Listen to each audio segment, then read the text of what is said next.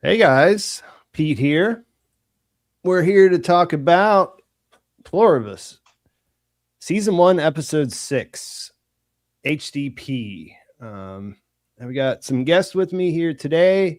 I talked about this last week. We come on here, we have all these ideas, all these things we want to talk about, and then it always sort of just turns into us talking about what we don't know about the hive yet, like because it's just sort of the way it goes. But if you're not familiar, I'm going to have my guests introduce themselves. And why don't you guys go one after the other? But tell me about how you're feeling about this episode now that you've had some time to digest it. So, Courtney, hello, how are you? Good, great. Hi, everyone. My name is Courtney of Courtney's Reviews.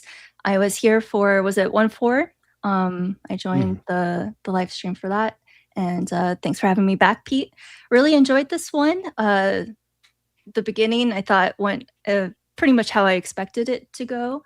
And loved the behind the scenes with Diabate that we got to see. Spend more time with some of the other characters. And I feel like this one, there wasn't any too many big reveals perhaps, but I really enjoyed it.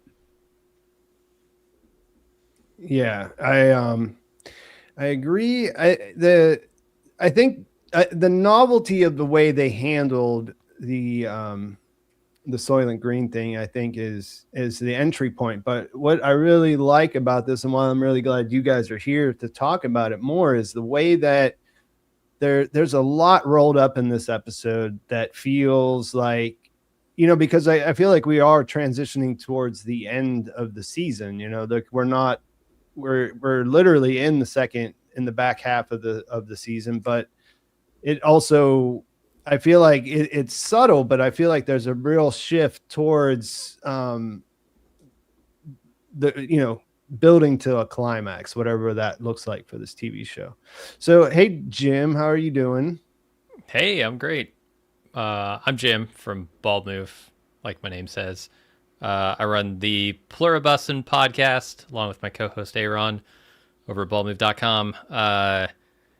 I also really like this episode. I love that, Vince Gilligan, in his traditional Vince Gilligan way, gives the audience sort of exactly what they expect, and then in a way that they don't expect it, he just takes it and twists it a little bit. The big reveal that, like, oh yeah, no, we already knew about that. Also, we're not hanging out with you, even though we hang out with each other. It's really just like this 1-2 punch to Carol that is rough. It's rough. You wonder how much more she can take. Or how much more it's going to take to change her, maybe, if that's an appropriate and satisfying end goal. But I'm a big fan of this episode. And Menounos, we didn't talk about Menounos yet in this intro. Him and Carol as like the two most resistant and angry people on the planet is going to be an interesting team up, I think. Yeah. So I was super pleased to see that we're bringing more of him in. Yeah, I was. I like the way that they're setting this up. I don't think it was this video, but I think it was one before. I talked about how I really like how they're taking time to build some anticipation, and we'll get into this more because there's a lot to talk about in his little section at the end. But we're coming up on episode 7, and I feel like this is where we're going to finally get something outside of just him sitting around and making faces or whatever, you know what I mean? Like, I don't know if we're going to see him talk to anybody else, but we're going to see, him making moves at least. And I really love the way they set up the anticipation for that. And just, man, watching him looking at that screen, because of just the way that we already have a perspective on the video that she made, and seeing him see it like from his perspective inside that little, he's been at it where he works for 9 days at that point, eating dog food and sugar packets. You know what I mean? Like, it was just sort of like, it's the best thing he's ever seen.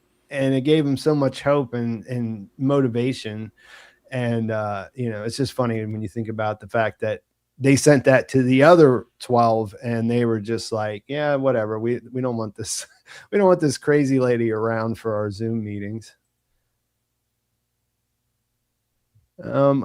Courtney, I got a super chat here real quick before we jump in, and it just says that Randy Wallen 2051, thank you for the $4.99. I miss Courtney's channel content. Looking forward to more in the future, hopefully. Thank you, Randy. It is coming. I'm just a little bit behind.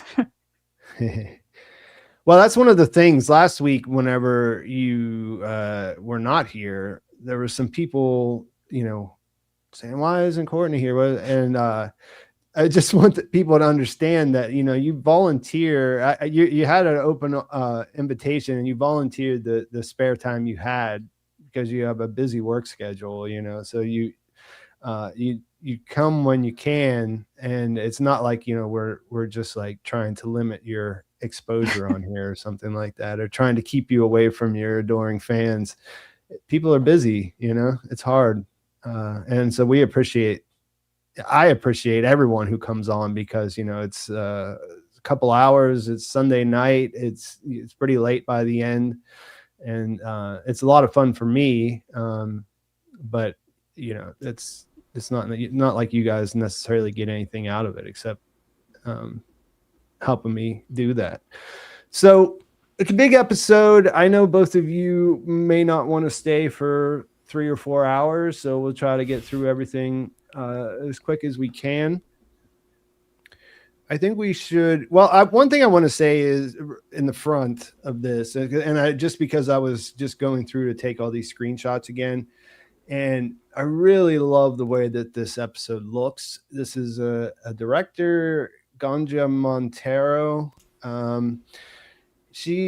She did one show that I saw that I enjoyed, which was Brand New Cherry Flavor. A lot of the other stuff that's in her credits, like, is big stuff, but like stuff I wasn't really into. Like, she did Agatha All Along and Wednesday and things like that.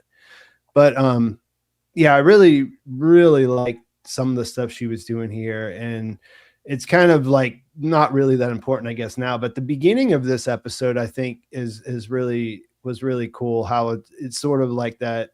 I don't know. When I watched it the first time, I was sort of thinking Blair Witch, but it looks like, Ray Seahorn. When I was watching it, it was like, wow, they really made this look like Ray Seahorn is they just gave her a camera and she's shooting this. And I guess when I listened to the official podcast, that's kind of what they did. So I thought that was really cool. I put it up a second ago.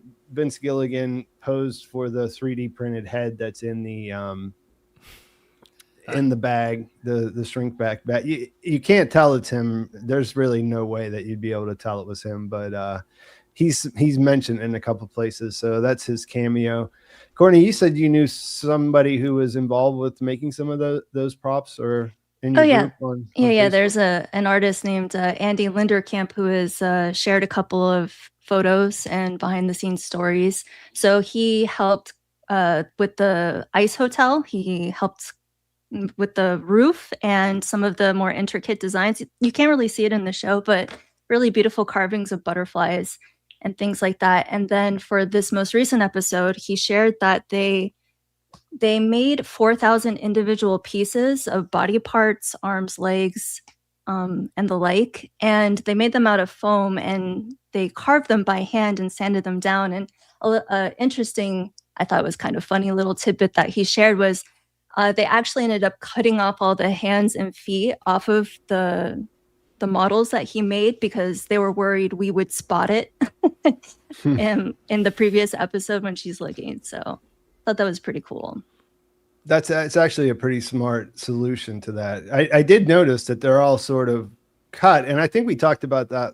Neither one of you were here, but we talked about that last week. Like, there is actually just moving bodies around is difficult.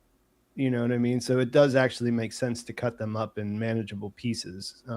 So serial killer TV, will always kind of prove that. Not just because you have to destroy the evidence, but it's just hard to move your victims' bodies around if you don't make them a little more manageable.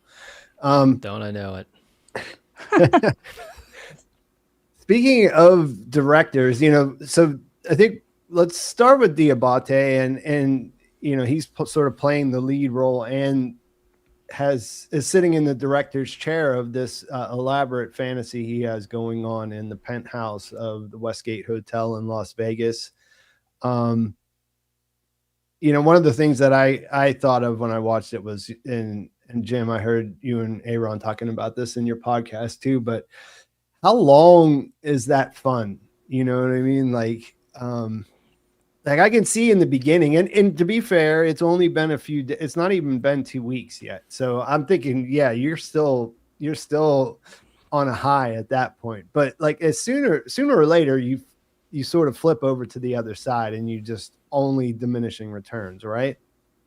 Yeah. I mean, you would have to, because you can only live in this fantasy for so long. And I feel like once the spell is broken, once he realizes just how meaningless it all is and how he's not actually getting anything out of it because nothing is challenging him, there's nothing to be gained or lost, it's all just empty and vapid. It will cause a hard break. Now, I don't know what kind of person he is. I don't know how he'll react to that sort of realization, but at this point, I'm with you. He's just like, he's living a fantasy, and even if he knows it, like intellectually, he's still riding that high, like you said.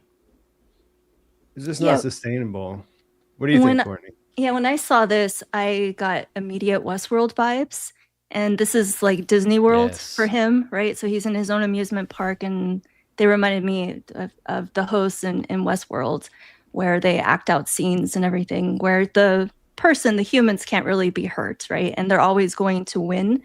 So that was definitely the vibe I got off of that. But thinking about Diabate and what he is doing right now, it does make me curious about like what his background is, and coming from a place like Mauritania.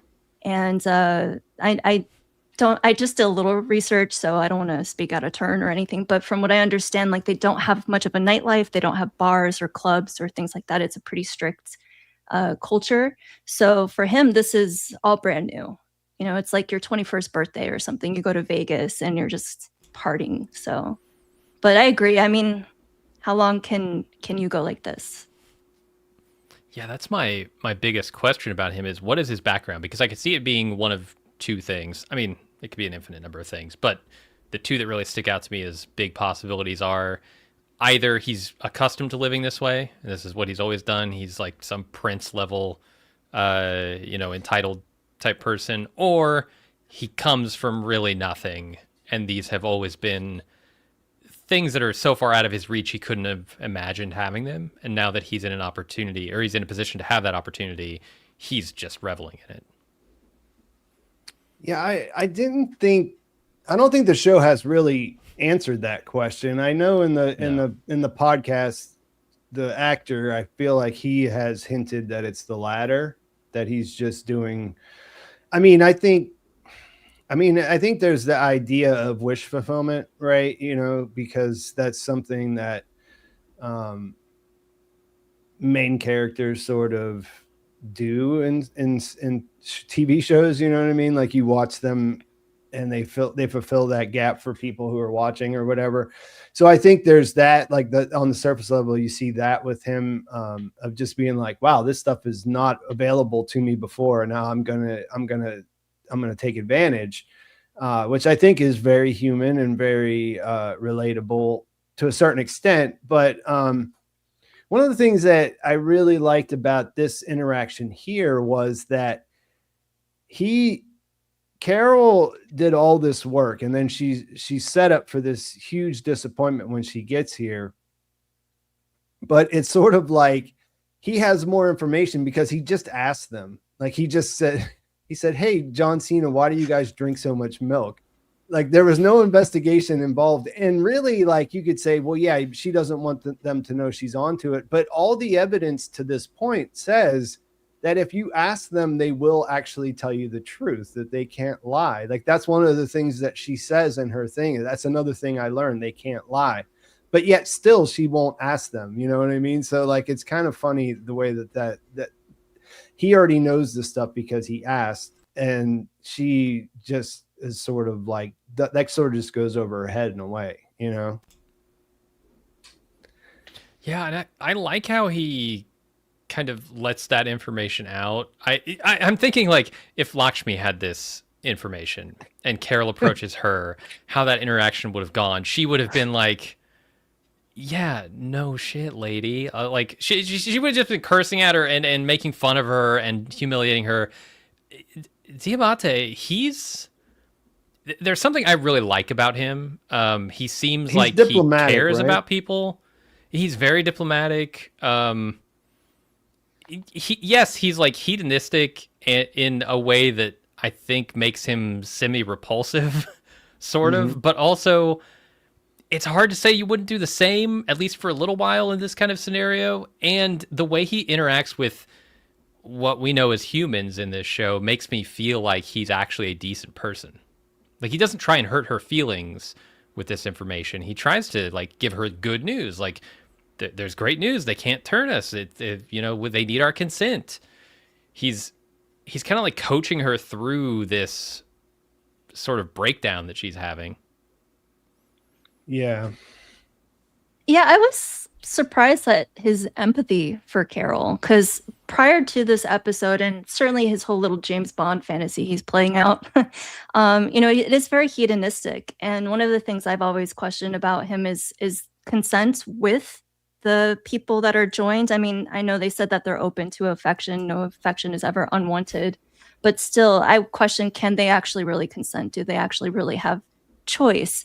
That's a kind of a gray area going on there. But I thought he demonstrated a great deal of care and insight when it came specifically to Carol in that breakfast scene. And, you know, just like how he stayed behind to greet her, and told his little girlfriend on the phone that she's so lonely, you know. Yeah. There's definitely some hints that you know, he's sympathetic to Carol's situation in a way that the others don't seem to be. Like, we don't really know, but as far as whatever, they don't want her around.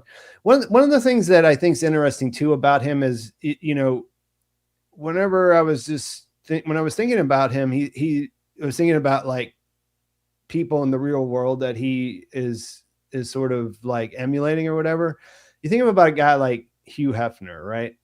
Hugh Hefner used to, you know, he had a big magazine that was, you know, like gave him this position where he was sort of like considered to be the playboy or whatever, right? And he would have like, I mean, he had a TV show for a while, didn't he? Where he had like 7 or 8 women that all lived in his house with him. And like, you know, like that's like, I mean, when you think about the idea of consent on the level of the hive, like in our own society, like the idea of consent in like these transactional relationships that exist too, you know what I mean? Like, it's like, I don't know. It's funny because injecting the hive into that equation really allows them to do some things that it's like one step removed from like a lot of the stuff that's creepy about the way people interact in our world. But like it, you know, it can just sort of like you know, put it there like front and center in a way that you wouldn't be able to in a regular story, I guess. I do think the power dynamics there are interesting around the consent, because that, you know, comes into play a lot with consent. And the hive seem extremely powerful. You know, there are 7 billion of them. There are only 12 of the humans left. But yet the relationship is such that they're basically unable to say no to the person who's asking. So like, well, yeah, that's the power actually is not where it looks like it is, right? Yeah, there's a huge discrepancy there. I mean, all anyone has to do is yell at them and kills 11 million of them. So Right. they're Yeah. extremely vulnerable. And something that I've been watching for is the question of choice. And it seems that they do have preference. I would argue that at the end of episode 2, Pirate Lady, the way that Zoja pauses right before she boards Air Force One and the way she looks back over at Carol's plane, it seemed to me like she didn't want to go. And so, but she couldn't express that, right? She couldn't make that choice. And because Carol didn't make the choice initially, she then went with Diabate. And same thing with the DHL guy, right? And so that whole conversation revealed that they don't want to give her the atom bomb, but they would. So they have preference, perhaps, but they're not able to assert their will. Yeah, over the humans' preference. Mm-hmm. Yeah, like there's a trump card in there, like if they it's hard to say how much this is something that we always end up talking about, and there's really not an answer that has been made explicit. But yeah, it's very fascinating to think about. We know they collect their memories are in there, their experiences are in there, but how much of their preference is in there? How much will do they exert over what the individual's bodies do? Because you see, like with the way that she did that with Lakshmi's son, where she forced him to start talking about gynecological instruments while the freak Lakshmi out at the table. It's like the son is in there whenever Lakshmi wants to interact with him or interface with him, but so is everyone else. But so it doesn't seem like they're present, right? So what is in there is memory from the past. And at least that's how I read it. Like they're not capable of, I think of the scene with Larry where she's interviewing him about, her book and whether you like it or not. It seems to me like they're able to repeat facts and they're able to summarize and they can share memories, but they're not able to like form an opinion, like a new opinion, in other words. A new opinion, yeah. Yeah. It's like sourced from past memory. So in that way, they wouldn't have genuine reactions or interactions or anything beyond that. It would all be it would all be based on historical data. Like when they say we like your books because this woman, it saved this woman's life. That's not the same as like we read that book, we internalized it, it made us feel a certain way. And that's why I think that this scene where Diabate copies her making the breakfast sandwich, that's the kind of thing that he can never get from these guys. That he could tell them to do all sorts of things, but he can never have a moment where he's really surprised by another human, like what another human being does, and be like, oh, I'll try that. Oh, well, that's something I hadn't considered, like I think that was a really good addition, because it just shows you that, because we're talking about the idea that this can't last. Those are kind of the reasons, right? Those are the things that you lose in this situation, because they can't, like, you can't surprise them. Like they come up with an answer in like milliseconds. When they asked her, we'll get into it in a bit, but they obviously gave her a pretty thought out, a pretty calculated answer about her consent, or denying them consent to do her stem cells. And that was instantaneous. There was no real debate about it. So but I mean, there was also, they don't have a feeling about it either. There's no reaction. It's just sort of, it's math, to make it really simple. Yeah. Going back to the breakfast scene, just another point I wanted to make. I think that's a great observation, that there's the novelty of watching someone else. And of course the avocado on toast is perhaps like a millennial joke or something like that, But what that also, I really love that as a scene and character study, the way each of them are approaching their plates. So the way he's studying her, I think also indicates to us, if it wasn't already obvious, that this is someone who's open to doing things her way, doing new things, right? So that could perhaps be important down the road, where he might be more open or amenable to some of her suggestions or ideas. I mean, the fact that he stayed behind to welcome her and, told her she could call anytime, he is her only real contact among the others as of right now. We'll see what happens with Manusos. But I thought that was really telling. And then the way she just doesn't look up from her plate at all. She's got like tunnel vision. And again, just representative of the characters and their personalities. So she likes doing things her own way and is kind of oblivious to what's going on around her. And to your earlier point, Pete, right? Like she didn't have to go through all the hassle of like, going into the warehouse and the Sprouts getting the bag. Like she could have just asked, what's up with the milk? But she wanted to do the investigation on her own. She has them on speed dial. Like she can literally call and hear that same message from Patrick Fabian. That message. For the 5,000th time. But once she gets through it, she can ask them anything and they'll answer without lying, What'd you say, Jim? How long do you think they're going to keep that joke going? I feel like they can make it last to the end of the season, but they might have to cut back how many times she calls. Like I think it still works. Like in the last episode, I was like, well, okay, they can't just keep doing this forever. It's hilarious, but come on now. I mean, it takes some time. Like it's not a short message. And they let it play in full there's no cuts to being like, okay, she's listening to this message again. Okay, this is what happens next. It's like the whole message plays out. I mean, because for her, there's no way she she has to wait. So we have to wait too, Yeah. I mean, she could just ask them to shorten it, but I think she's going to get back on speaking terms with them pretty soon. Yeah, I think that's probably the bigger question is not how long can they make that gag work, but how long can she, because obviously Manusos is on his way there, but like, can you imagine being in a city all by yourself with nothing, like knowing that the whole world is against you and even the people who are like you don't want you around? Like this is like a real low point. Like I said, she does have the little bit of saving grace at the end that she's able to get them to say that they'll agree with her that she doesn't consent. But man, she is set up for the loneliest existence of like you can't imagine it being any worse than that.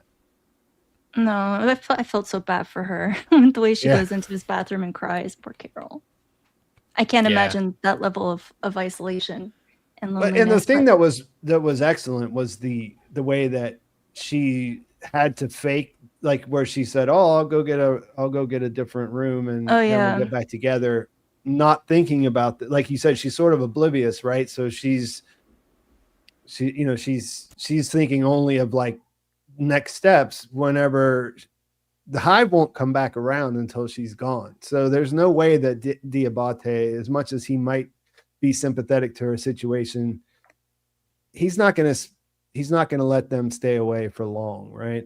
I think there's a growing self-awareness about Carol, right? So the way she maintained her temper a little bit more, she didn't call him like McBoner or insult him. I mean, she was frustrated a little bit, but she held back. And then in the breakfast scene, when he's like, "What are your plans?" It was pretty intuitive of her to understand, like, he did not want her to stay. Because I think she actually did want to stay. I think she would have been happy to stay for a couple of days, right? I mean, she drove all the way there and she's all alone. But then she puts back on that mask, that tough exterior, where she's like, "Whatever, this city sucks anyway. It's an ashtray," whatever the line was. $1 million, $1 trillion ashtray, light up ashtray. So that's why I like that scene so much. I agree. It's not just like she's lonely. We know this about Carol. She's been lonely kind of forever, and Helen was like her lifeline, but now she's gone. The whole city's gone, but I think these scenes are her starting to have a realization that she's kind of doing this to herself in a lot of ways. It's her behavior, it's her attitude with the rest of the 12, and like you two are saying, it's her sort of myopic view of everything. She just sees it her own way. She's causing a lot of this strife herself. which that myopia view could prove to be a real strength later, but it is certainly making things more difficult for her at this point, which is fun, you know? Yeah, it's completely alienated her. Yeah. I'm curious, yeah, Courtney, you said you don't think that she's going to be without the hive for long. I'm trying to imagine what could bring them back, because they say she needs to somehow demonstrate that she is change of heart, changed. And I'm trying to think, like, what would demonstrate to them that she's genuinely changed? Because anything she would try right now would feel cynical to me. Well, as far as speculating what she may or may not do, I like to look at the text and what we've already seen. And the whiteboard that she had in episode 4, I actually went back and looked at it after we filmed Pete, because I didn't really look at it too closely before. And it's not the like what we know about them, but her notes for Waikaro 5. I thought were really interesting. I was reading that. So like one of the points was like Raban dies again, question mark. And I was like, well, that could be like perhaps a stand-in for Zoja, right? Who is her Raban in real life. Yeah. But the point underneath that was the heroine in the Waikaro series, Lucasia. It said Lucasia disguised as a pirate, question mark. And so I was like, well, if Carol, I mean, I don't want to like say like this is what it is. It was just a thought that occurred to me. But if it is some sort of hint at what she might do as Lucasia, as the heroine in her own story, perhaps she will try to disguise herself. And that could be like pretending to have had a change of heart. I don't know. I don't know how that would play out. I don't know. But I think that I is think a it'd be interesting to watch. Yeah. I feel like that, you know, you mentioned Zosha, and I feel like that they were building something between those two characters. We don't really understand how it works, because we don't really understand how individuality inside the hive works, but there's chemistry that those two characters want to be on screen together. We want to see them on screen together. And so I feel like that's probably going to be how it is, but I agree. Like, I don't know what she does in order to bring her back into her life. I mean, she didn't try to kill her, but she almost killed her. Several times. Yeah. Multiple times. So, pretty much every episode. The whole hive is staying away. So like, how do we get Zosha back? The one person or the one individual that she's actively almost killed multiple times. It's interesting. Silver Scale, thank you for the 5. The hive is reversible, so the original consciousness is recoverable, either awake and can't control the body or unconscious. Either way, no consent. Yeah, no consent for sure. This is something that comes up pretty often whenever I hear people talking about, can we take them at their word or can we take them at their lack of a word, or of not their non-response, that it is actually the original consciousness is recoverable? Do you think that that's a real workable possibility in the universe that the show has created? I think that they are rules lawyers to the extreme, and they did not say that it is reversible. And I think if they had said it was reversible, they know that would devastate Carol. And so one of the reasons they could be withholding that information is simply not to hurt her, which we know is something they really want to avoid if possible. That's an interesting take. I had not thought that they were trying to withhold that from her to not hurt her. I think it absolutely is reversible. I've been taking the show quite literally. Like, what they present is usually really what it is. So I do think it is reversible. The question of how, I think we may have gotten some clues in this episode of how that might be reversible, or what they might do, but that would be wild speculation, of course. Feel free if you want to. Well, I don't want to jump wade ahead into those waters. Well, it would be jumping ahead to the Menuso scene. Okay. We'll That's wait. cool. We'll wait because we're We'll also hold going to off talk on it. about the eggs. I see you guys talking about the eggs. We're going to talk about it. But we'll Yeah, get the there. eggs. We're gonna get there. Yeah. This is another thing. The colors. Carnivore today. Thank you for the 5. The hive color equals blue. Carol's color equals yellow. The abate's color equals green. A mix of the two. Is he partially connected to the hive? I wouldn't say connected, other than he's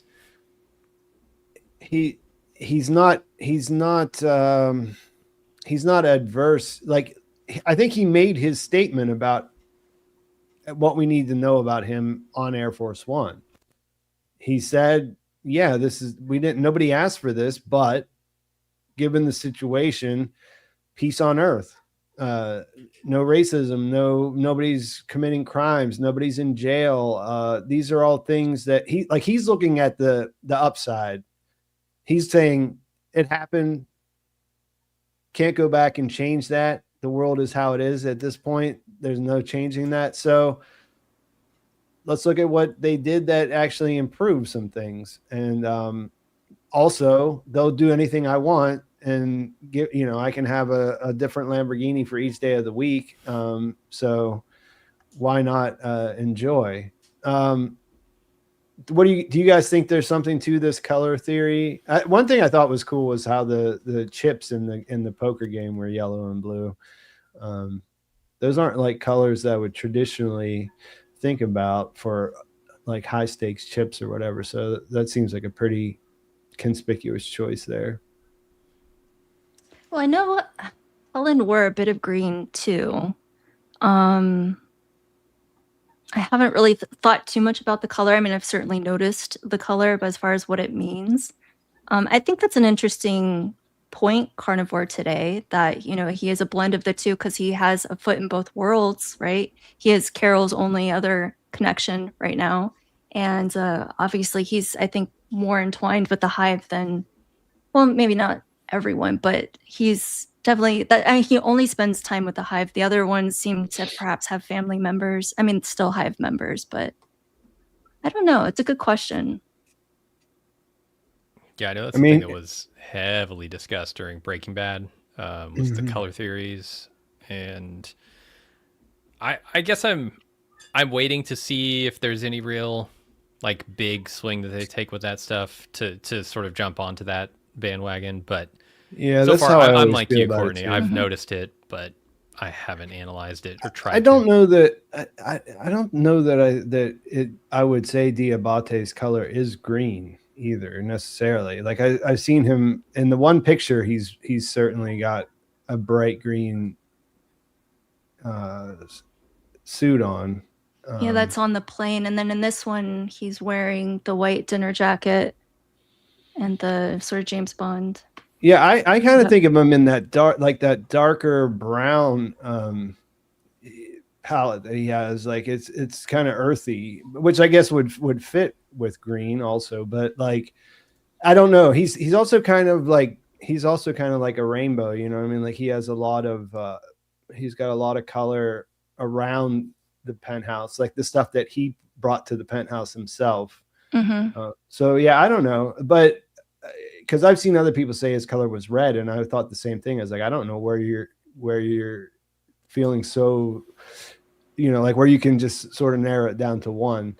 But yeah, the color theory stuff's always interesting, but like it only goes so far in my head. Like I tend to, like you said, go back and look at what's in the actual text, like what they're showing us and what they're saying. I think, those are the things that I usually go to more. Like visually, there's a lot of great information, but it's dynamic.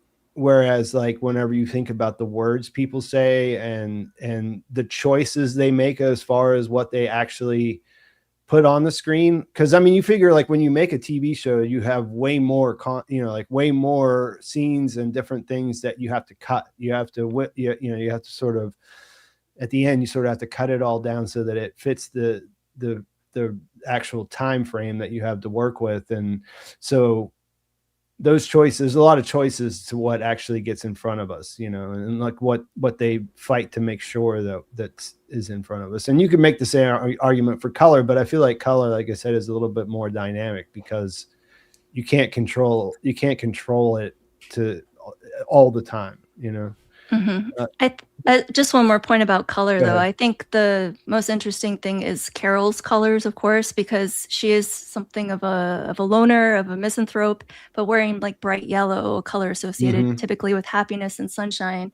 And I think of how we first meet her wearing that yellow jacket, or at least that's how I think of her. I think of that yellow jacket, and of course, yellow jacket is a type of wasp, right? And so if you think of a hive mind as like the drones, the bees, and then I mean, probably a stretch, right? But it was a visual pun that I noticed. Yellow jacket's pretty nice. On the nose, though. Sorry. The real Rebel Eric, thank you for the 5. Could the hive be using the other non-affected to lie and manipulate Carol? I just, whenever I see this, like, I just wonder to what end. Like, their end is pretty straightforward. They want to assimilate her.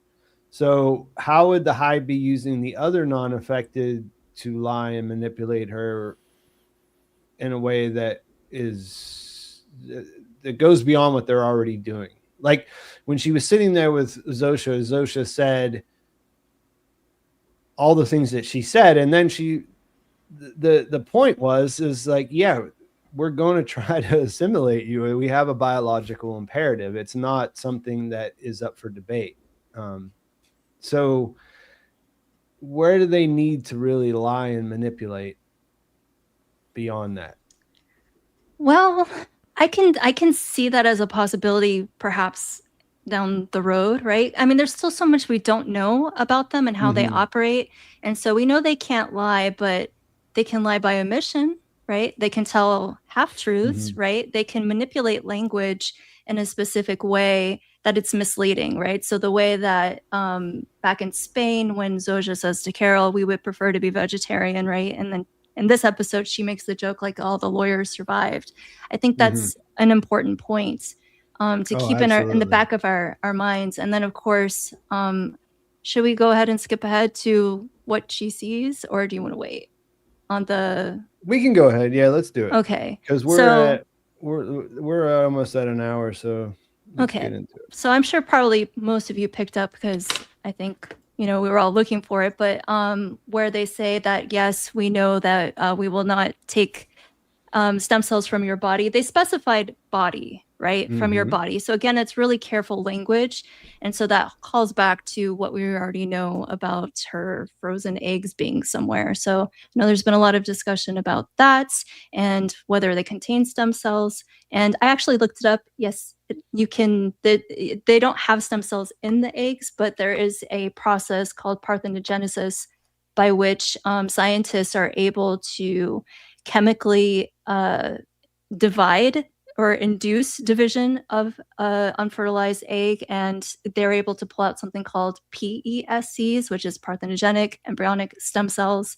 So it is possible. I looked it up. There's a lot of research into it as far as like bioethics goes and stuff like that. So that could be a factor down the line. What would be more fun? Would it be that they did something like that, or if they made a bunch of Carol babies and those just existed out in the world? But to what end?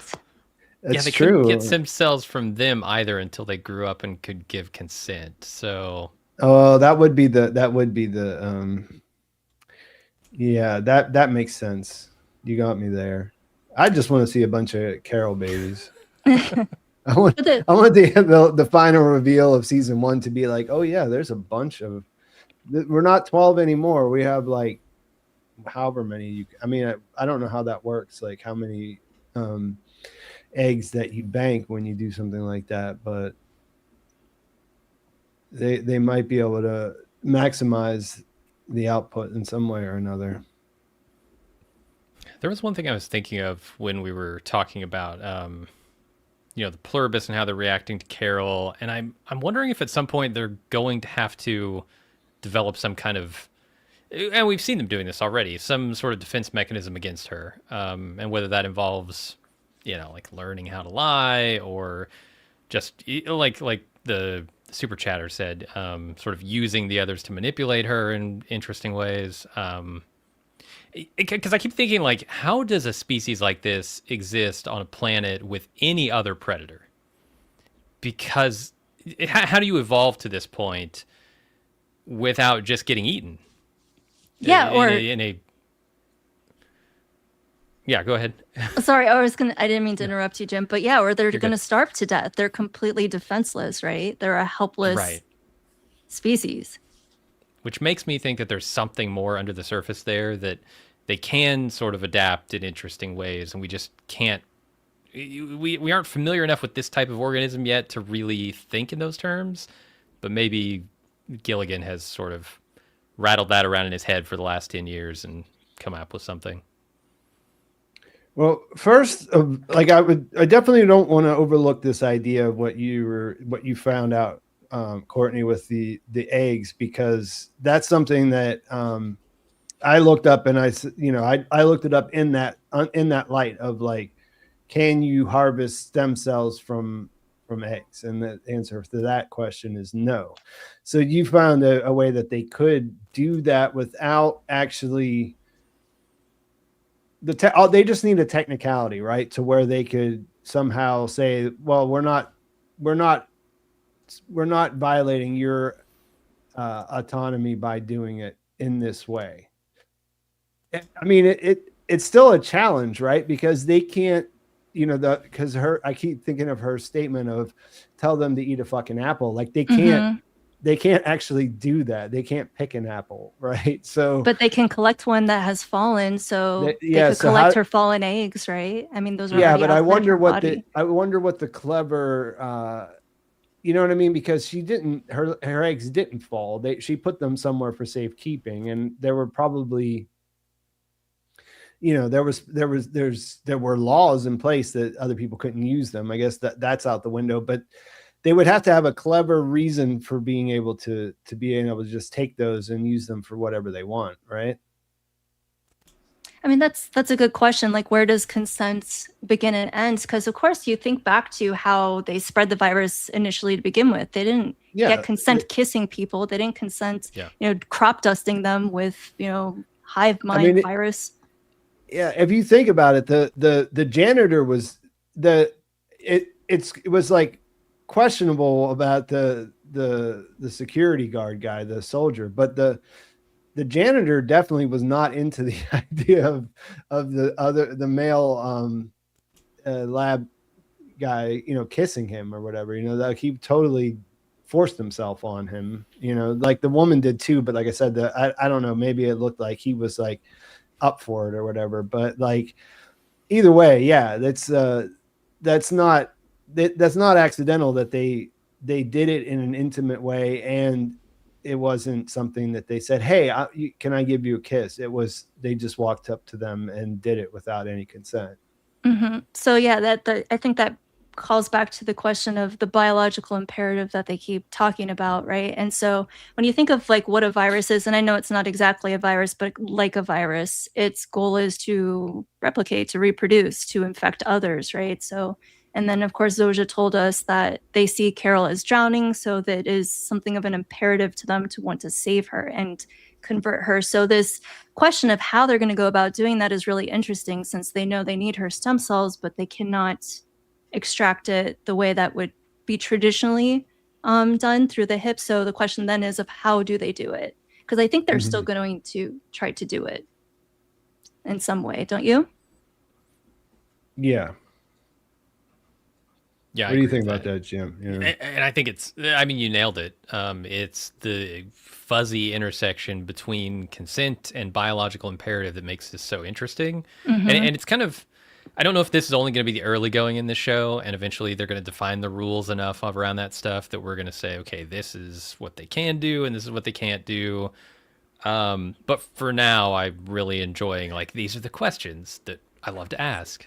Yeah, and it underlines the distinction between us and them, right? Because we have a biological imperative to have children, to replicate the species. Like, we have rational thought, then we decide whether we want to do that or not. But I mean, like, very literally, though, the animal instinct is that the animal instinct that we inherited was to make babies and further the species, right? And then but when we created our society, we decided that, that's not okay for you to force your biological imperative on someone else. Like, they have to say, okay, well, let's do that together. Like, so that does make a distinction between their biological imperative and how they see that, because like you said, like they are they appear to be happy and having this thing that would be nice to have, which is this harmony in between all of the different parts of that multifaceted organism. But it's all built on this idea that that they have to spread at all costs, and they have to when they can't spread, like with the case of Carol, they need to figure out a way to make that happen. They need to consume her. Yeah. And so I think going back to the question from the super chat that you got, maybe that's where it will come into play when they're figuring out if that biological imperative is so strong that they're going to have to find a way to infect the survivors. Might they use someone like Kumba to, I mean, I don't know. I don't know how manipulative they can be. I mean, they scan the world for someone that most closely resembled Carol's ideal woman, right? I mean, that's like a form of manipulation unto itself. Yeah. So I don't know. Like, I could see that how they might, again, like, play around with. I think it's a good question. I'll just leave it there. Yeah. It's a good question that hasn't been answered. It's something that we're supposed to be thinking. I think there's a lot about this show, and Jim, you just touched on this a little bit.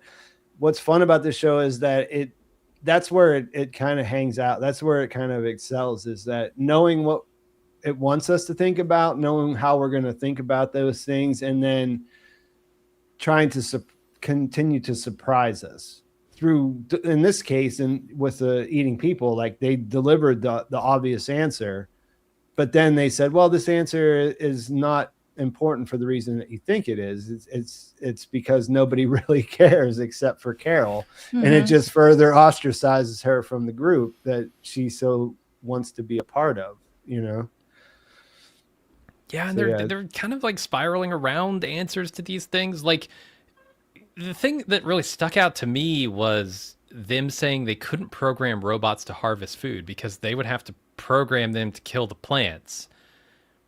And so they can't even do these things, like, indirectly. So could they even tell Kumba, hey, take this gigantic needle and jab it into Carol's hip for us? Like, I don't think they could, right? Because they know the outcome. Yeah, no, I don't think so. But the whole thing is a little undermined by the idea that they said that they sped up their spreading in the beginning to stop further bloodshed, is the way they described it, right? Because they killed 800 million people. You can justify for saying that you don't kill, but then you can't. There's no way you can go into that thinking, oh, well, no one's going to die. We can do this. It's not going to, like, they knew people were going to die, and they still did it, right? Yeah, and you can justify a lot of actions with, well, people are probably going to die if we don't do this. More people will die than if we actually do it. So is it hard to justify, hey, we need to stick this needle into Carol because if we don't, the remaining 12 will die? Well, that would be the obvious thing, right? She can kill 11 million in an instant just by freaking out on them. So stick her with the needle so that she can't do that anymore. Like, that seems like an easy choice compared to the one of killing 886 million for to speed up the process or whatever. Like, they've already crossed that line, but we don't really understand for sure how that manifests post spreading either, though, because like, when you think about the rat and someone mentioned this rat, so I'll just pull this up at the same time. But you think about the rat biting the person, you think about the patient zero kissing someone, and how that sort of spread right in the early part. At that point, there is no hive yet, right? The hive entity hasn't really developed. There's like different phases to it until people join, until people have that big seizure or whatever. There is no hive mind. There's just a biological imperative to spread. The mouse, the rat was not trying to assimilate someone into the hive. It was trying to spread the virus, basically. Does that make sense? Because it didn't exist in a hive. There was nothing there. There was just a biological imperative, like animal instinct to spread. And then at some point it develops into a hive beyond that. So that's something I think about whenever I think about whatever, but there's still, it was very much a hive by the time they decided to escalate and break some eggs, as Carol put it. You know, you got to break some eggs to make an omelet of world hive mind. But yeah, this thank you, the Axiom 3120. I think white is linked to the lab mice, and Kumba wearing white feels intentional. Maybe he is the hive's test subject. Just a thought. You guys have anything you want to add on that? Well, I think we were just kind of touching on that, how they might be using Kumba to further their goals. I mean, we know that he is easily persuaded. I thought the line about how he noted that John Cena is even more convincing in French was cute, but also it tells us that he is easily perhaps persuaded, right? And he's open to ideas, right? So those are points that they keep driving textually about Kumba in particular. He's the only one of he was the only one of the unjoined who didn't have someone close to him directly and assimilated. So that was one reason he seemed like he was naturally drawn to Carol a little bit more. But at the same time, he just, if you think about his initial conversation, like with her and his assessment of the situation, he is the one who actually seems curious. Like if you think of the other people's answers and what they were concerned with, he seems to have a natural curiosity that could be good for the hive and could also be good for Carol. Like it could work on both ends, I think. Yeah, I think it's more likely to be good for Carol. I agree. Yeah. I think she could probably get him to join her. So yeah, what do you think? Do you think like we're seeing the genesis of the three main characters, Diabate, Manusos, and Carol? I mean, obviously Zosha's in there as a member of the hive, but we need not hive characters to do stuff, right? So to have natural interactions with each other. Do you think because it's hard to say, but like out of all the people from the unjoined, Diabate seems like one that could slide into a pretty prominent role. Manusos for sure. Yeah. No, they're the ones they're spending the most time on. Lakshmi, I'm really curious to see if we get more of her stuff because she's so resistant to Carol right now for good reason. But I mean, Carol struck a nerve with that demonstration about her son, right? And how he is part of this collective mind. Otherwise, she wouldn't have gotten so angry. Yeah. So I think she could be turned. She's just going to be a hard nut to crack. It's not an easy thing to make peace with. Like they're not people anymore, right? I guess it goes back to the idea if it is reversible. But it's practically speaking, that is not John Cena. Right? No. That's not her son. Yeah, and so that's the human drama in it though, is that yeah, sure, you can know that intellectually, but how can you look at this kid and be like, yeah, you're not my son? Like Manusso's was able to do it with his mom, but that's a totally different situation. Well, he hated her. Yeah. It's like every zombie movie, right? Where you get the snarling zombie coming at a family member and they're like reluctant to kill them because it's the family member. But in this, they're not snarling at you. They can pretend to be the person that you know them as. They can be a reasonable facsimile of that person for the rest of their natural life. Like you don't have to give it up. You just have to suspend disbelief. Yeah, I think Lakshmi's initial resistance is because she's a mom. She's protecting her child, right? That's her kid. That's the hardest thing. Yeah. It's the hardest setup. Yeah, and I think that same drive to want to protect her child, protect her family, will perhaps ultimately be why she flips over to Carol's point of view, right? Because right now she's still eventually. Yeah, she's just in denial and she's pissed, and she has every right to be. But and if there's a way, if there's a way to save her kid, don't you think she would? Yeah, because you think about like, you know, the way that they made Carol a little bit unlikable, like they made Lakshmi like insufferable, you know what I mean? So when she flips and gets on team human, it's gonna be fist pump moments, right? Yeah. Like, yeah, Lakshmi, we knew you would join us eventually. Marty Alanis, thank you for the $4.99. Do you think there are intentional parallels between Hive not picking apples to eat and Carol and Manussos being stubborn and not eating the food provided? Well, that's an interesting question. I guess we should think about like why do we think they don't pick apples to eat? Do we think that's a preference, or do we think that that's hardwired in something that they just cannot overcome regardless? They can't harm a tree. And I guess in this world, picking an apple, harvesting rice or wheat is harming plant life. They're not able to do that. They're able to only collect what has fallen. Yeah, it feels like that's part of that imperative to me. It's so that's not them really being stubborn. Legitimately can't. They just can't. That's the way I look at it too. It feels like if there are parallels here, it's like the irresistible force and the unmovable object, right? You've got these two opposing things just at loggerheads, unable to make any ground. That's kind of what it feels like. They're going to be so opposed that they're just going to be deadlocked for a while.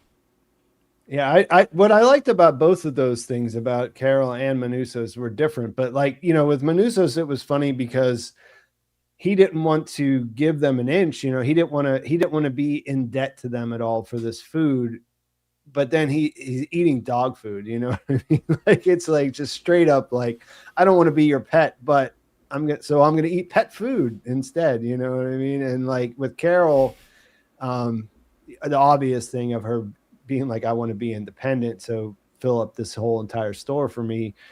But then also that, you know, she's, like you said earlier, I think one of you said, I can't remember, you know, they're their own worst enemy too. You know, like it highlights the fact that they're their own worst enemies, you know, like that,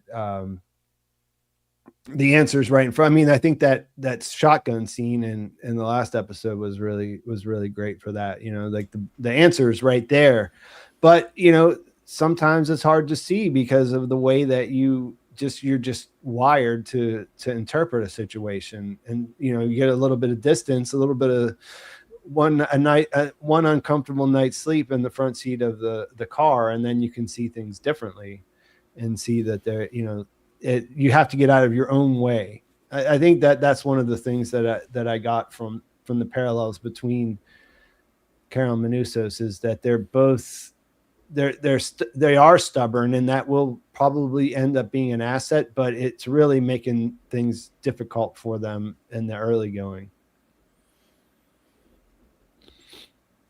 Well, we got a couple more here. We'll get back on track in a second, but let's catch up with some of these. Since we're already off track, let's catch up with some of these super chats. Silver Scale, thanks again for the 5. How does the Hive save humanity by dooming it to extinction by caloric deficit? They are hypocritical on many levels, and they equivocate. Well, yeah, I guess what I would ask Jim and Courtney here is, did they ever say that they were here to save humanity? Mm-mm. Not that I can recall. Assimilate, Mm-hmm. possibly spread. I mean, obviously the biological imperative is to spread their virus, possibly spread it to the next, like continue to replicate what they did 600 light years away here, send that signal out again. Yeah, I don't think that they've ever claimed to be, doing anything other than spreading. No, we have no idea what their end goal or ultimate purpose is except to convert. Yeah, and we don't know, and it's twofold, because we don't know what the actual joined are trying to do necessarily beyond spread, but also the civilization that created the virus or the signal in the first place. We don't know why they did that, and if this is to work, like one of the popular theories is that this is a way to pacify the planet before the people who made the thing come and take over, right? And which kind of makes sense. I find the 600 light year thing to be an issue in that. Another popular one is that this is a dark forest kind of situation where people are naturally going to be hostile, and so it makes sense to not make any noise. In this situation, they're it could be putting a buffer zone around their civilization, a safe buffer zone. Like when a civilization gets to a point of technological advancement where they can, get this radio signal and create this virus, then they get stopped in their tracks. So I think that it's at least like equally likely that this is just to extinguish us than it is to save us. Like it could be to spread, but I mean, it is to spread, that part's given, but like it could also be like to extinguish anybody who is foolish enough to synthesize the virus. But the people that are stuck inside there they have their human, we react to, or we think about them as human. So they're going to see that through the human lens, regardless, because assimilated or not, they're not being, there's nobody pulling the strings directly, like how Taffler said, they're not aliens. The aliens are not in there. It just works. They don't know how. It's just psychic glue.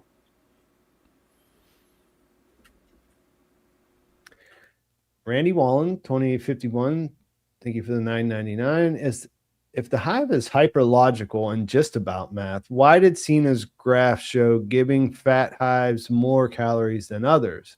Why not restrict and conserve available calories for the greater good? Well, I don't know. I mean, this is a bit complicated as far as the idea of fat hives. Like, I mean, people have naturally different body sizes, you know what I mean? Like it's not, and metabolisms. Yeah. So there's not just like, there's the aesthetic of like everybody wants to look thinner because thinner is more attractive, but like there's also like biological differences in what people need as far as caloric intake is concerned.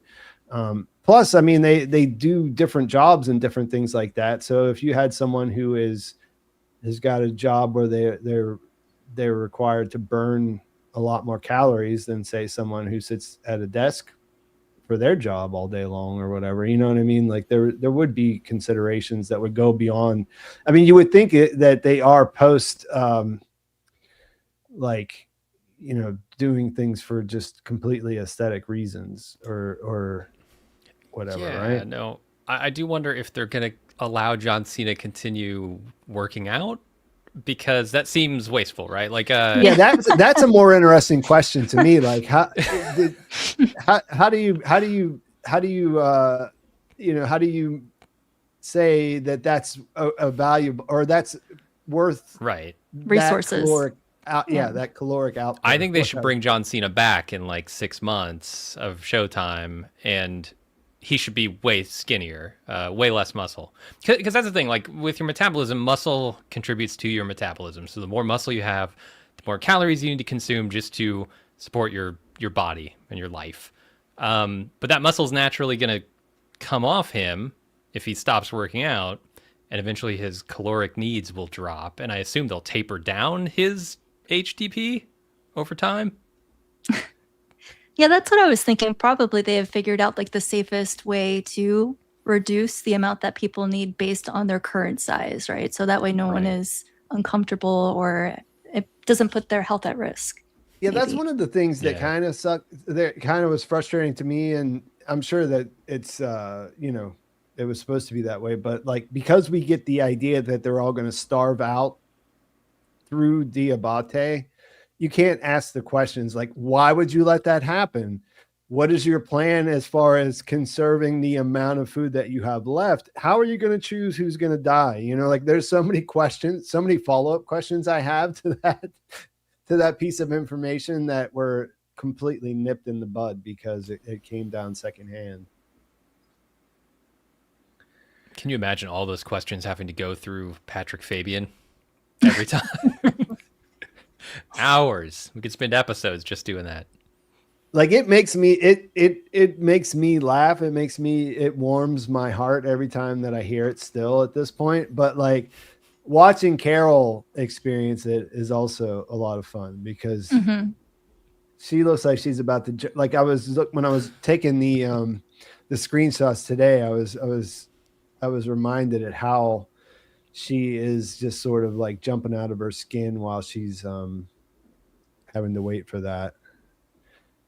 It's a nice little bit of performance there.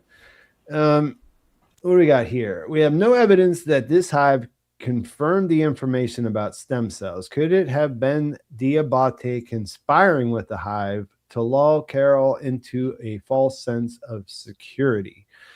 And this is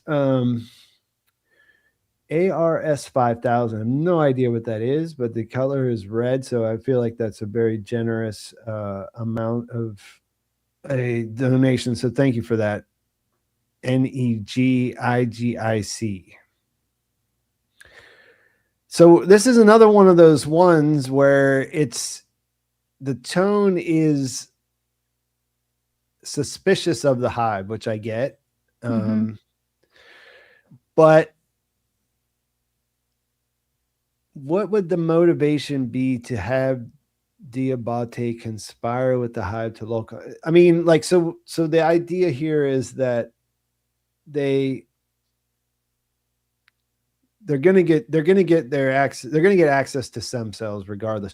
First of all, like I thought that, let me tell me what you guys think, but I thought that Diabate was 100% telling the truth when he said that he did not give them consent, and he was kind of happy about it. And that was kind of like a perfect situation for him because he doesn't want to be in the hive either.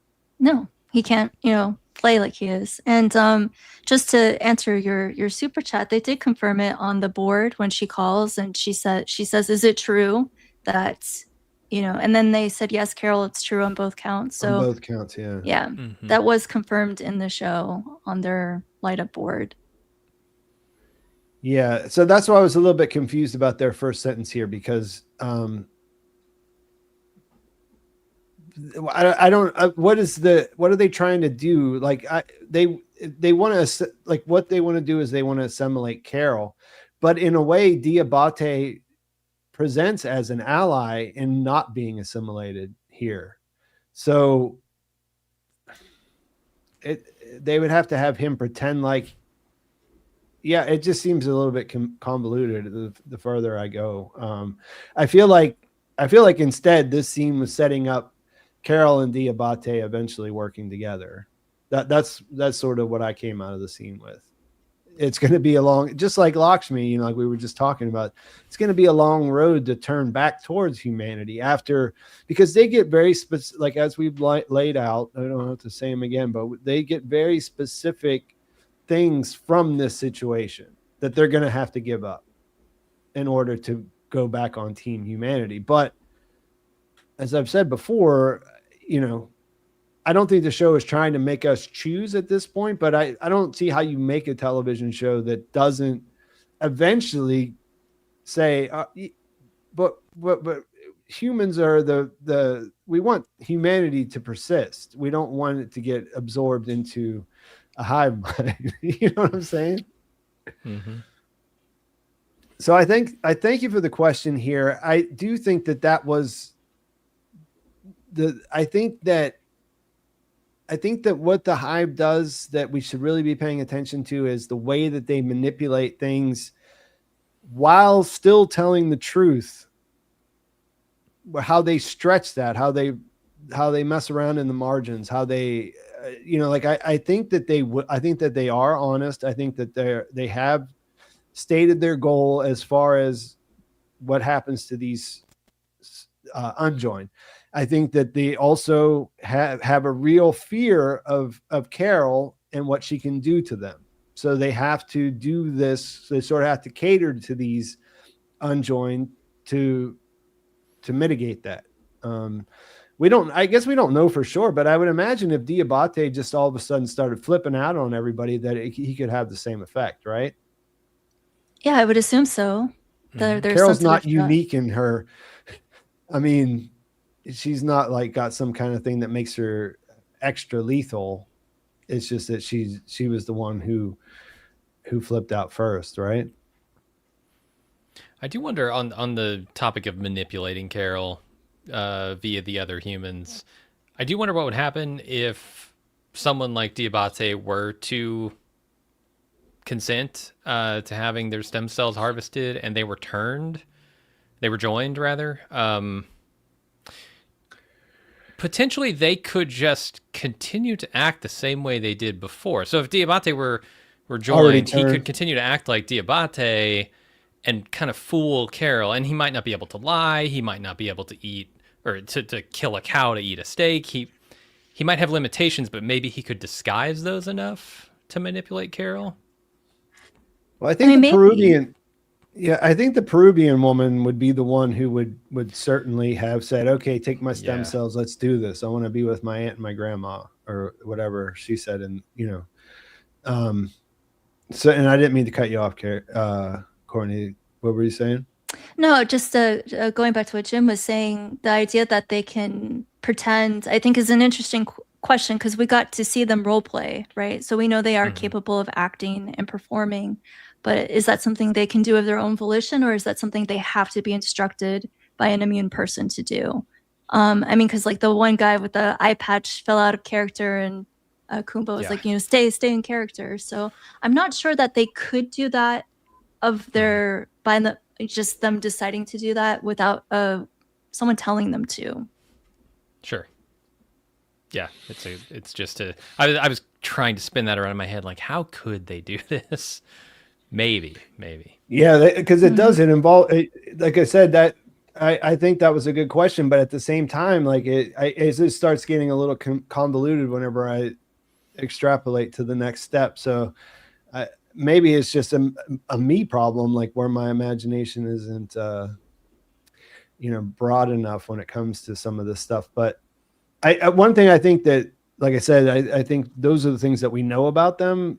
You know, the things I laid out. And the other thing is, I think the show has taught us by this point that it'll take us in the directions it wants us to go in. So I feel like, that it really, it's kind of like, it's a situation where you can sort of sit back and enjoy the ride.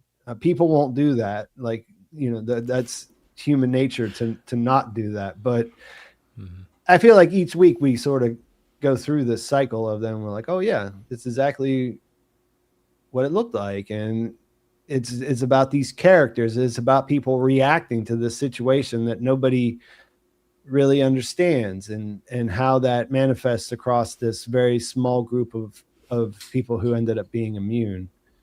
Mrs. T123, thank you for the 10. And this was about the eggs. I think this is probably before what you laid out, Courtney, about the process. But yeah, like, let's say that they do have let's take that to its conclusion, right? So let's say that they do have a way to change Carol because of these eggs. Well, then what happens? Because I don't think the show is going to actually let them assimilate Carol. No. Is it like that would really change the vibe of what's happening, like what we're watching. So like they're going to have this ability to do this, but like, what does that mean for the story? It's still her. It feels like it's still clock. 1 versus 7 billion, you know, like all the resources in the world against her.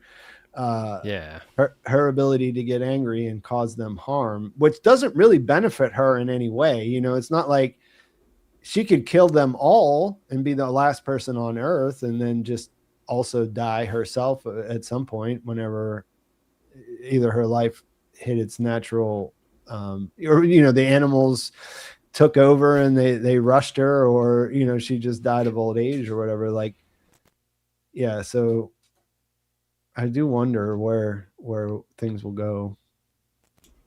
Yeah, I mean, that's such a drastic change to the show. That feels like something that would be very, very late in the show and cause a ticking clock to where if she doesn't solve this before they find her, she's done. Or here's the other thing I'll say about Vince Gilligan and crew. They are very good and almost pride themselves on writing themselves into corners like that, where narratively things are almost at a dead end, and yet somehow they manage to wriggle out. And I think that would be a supreme example of it. If they were to say, okay, we can now change you, and then figure out some way for Carol to nullify that and continue the show for another 3+ seasons. I could see them trying that, and some people might go along for that ride, and some people might not believe it. Yeah, I was just reading this super chat here. Show keeps on presenting sets of 4, like RNA, all for the man versus conflicts. What is that part referring to? Man versus. I knew the next one: toast, avocado, eggs, and bacon. But I couldn't. That's why I was sort of zoning out on what you were saying, Jim, because I was trying to figure out what the question was asking right there. Have you seen any sets of 4? Have you seen any kind of things that made you think of that? I mean, other than the fact that she was talking about her 4th book at the beginning of the series in the trilogy. I love that line. A nod to Hitchhiker's Guide. 4s. Chat's putting man versus self versus nature. Maybe. Versus environment. Just say it. Are you still here? Can you elaborate? Oh, they do. Man versus man versus self versus nature. Okay. So. Other sets of 4. There's too many Lamborghinis. There was 7. Yeah, 1 for every day of the week. I was like, there's 5 days in the week. Maybe in yours, Pete. It's a shame. It's a shame that I said that out loud.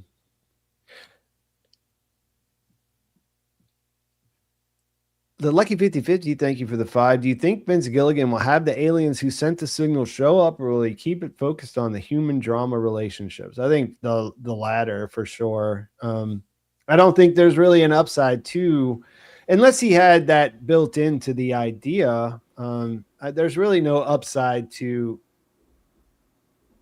introducing the aliens. So especially with something like that hangs over the entire story, people have they have their own imagination. It's sort of like when you read a book and you construct all this through your imagination. So then when you see the adaptation, it's not your, it never really matches up to your thoughts, the things that you imagined, because they're yours. You know what I mean? So like whenever you have this big unknowable thing, I feel like it's always bad to actually introduce it at the end, because it's not really going to live up to the hype. Anyone think that the aliens are going to show up? 600 light years is a long way off, but it would be interesting if we learn more about like what the signal's purpose was. And I don't know if we'll get that from, I don't know if we'll get that from the source itself, but I would like to know why it was sent and what its end goal is. I hope they do address that. Do you think this is another one of those situations where I said, like, I thought it was funny because Zosha was so excited to tell her all the new things that they learned about what was going on with them in the hospital. Remember that? You know, like she was like, do you know more? She's like, yes, we do know quite a bit. We understand it quite a bit more than we did. And she was like, how do I stop it? She wasn't like, oh, so what did you learn? You know, maybe that's sort of where it comes. Maybe that's the Zosha return to the story moment, is whenever she finally just says, what did you figure out is going on? Like, why are you doing this? Because if she does ask it, they would have to answer, or they would have to not answer. And then that would be information as well. Right. Mm-hmm. Yeah. And I'm simultaneously not surprised by the questions that Carol is not asking, but also very frustrated by them because they're questions I see myself asking. Yeah, the show is very intentional with it too. It's not like they don't realize the questions that we would have. Yeah. So Courtney, last time you were here, you said you found Carol relatable in a lot of the way that she was. Is that a part of her that you also find relatable, is not asking them questions? Not at all. You would definitely want to ask them questions, right? Yeah. No, like I relate to her reaction, like her horror and her distrust. But I think at this point, I would have a bunch of questions. All the questions we're asking right now, right? I would definitely be. They would be really annoyed with me with all my questions.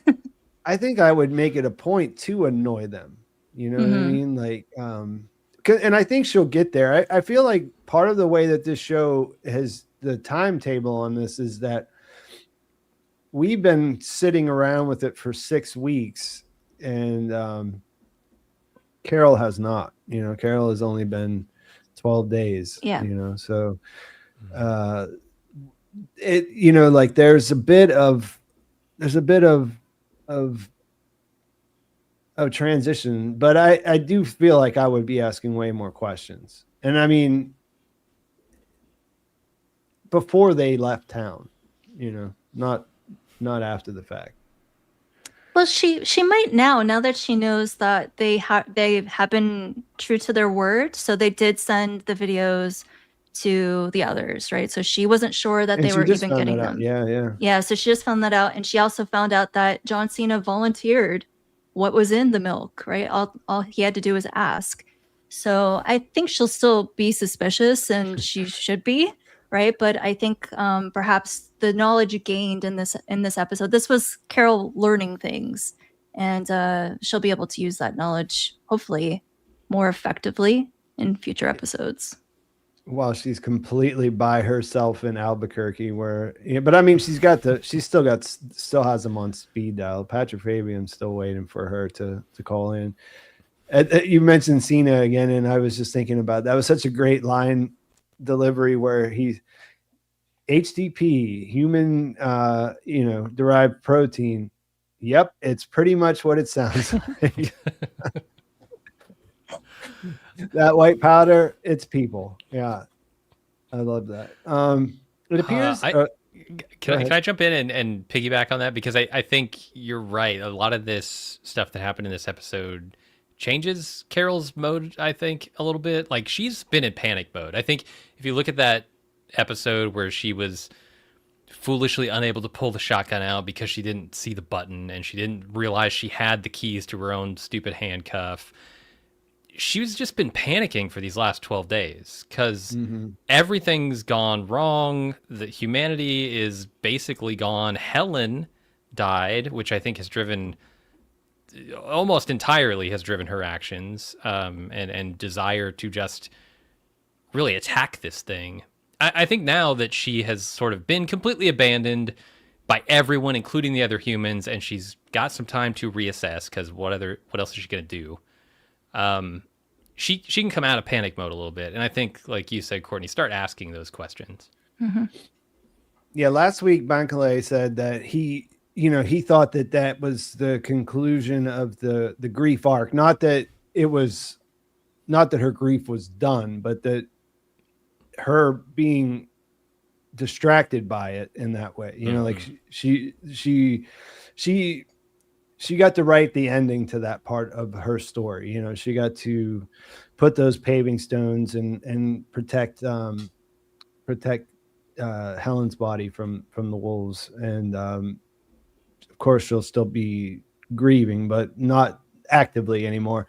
And so that could be the same thing here. This could be the end of her lack of curiosity or a lack of directly asking them about things she wants to know the answers about. Because she was legitimately surprised that they were sending she was giving them the videos believing that they had to do it, but she still needed confirmation. And then when she saw that he knew about it, I mean, it made her feel really sad that nobody bothered to say, "Oh, good job with the videos, Carol. Good job with the investigation. We're glad you're on that." But at the same time, it did confirm that they were telling the drone came, they took it, it was pretty straightforward. Do you guys, Busta 5932, thank you for the $4.99. Do you think that there's anything to this Carolyn Manusos being the only individuals who were not multilingual? Well, actually, he does speak a little bit of, was it Guarani? Whatever Zoja said on the plane. So yeah, she Manusos does speak a little bit of another language. And we don't actually know about the other characters. We know that at least 6 of them don't speak English, but that doesn't necessarily mean they don't speak other languages.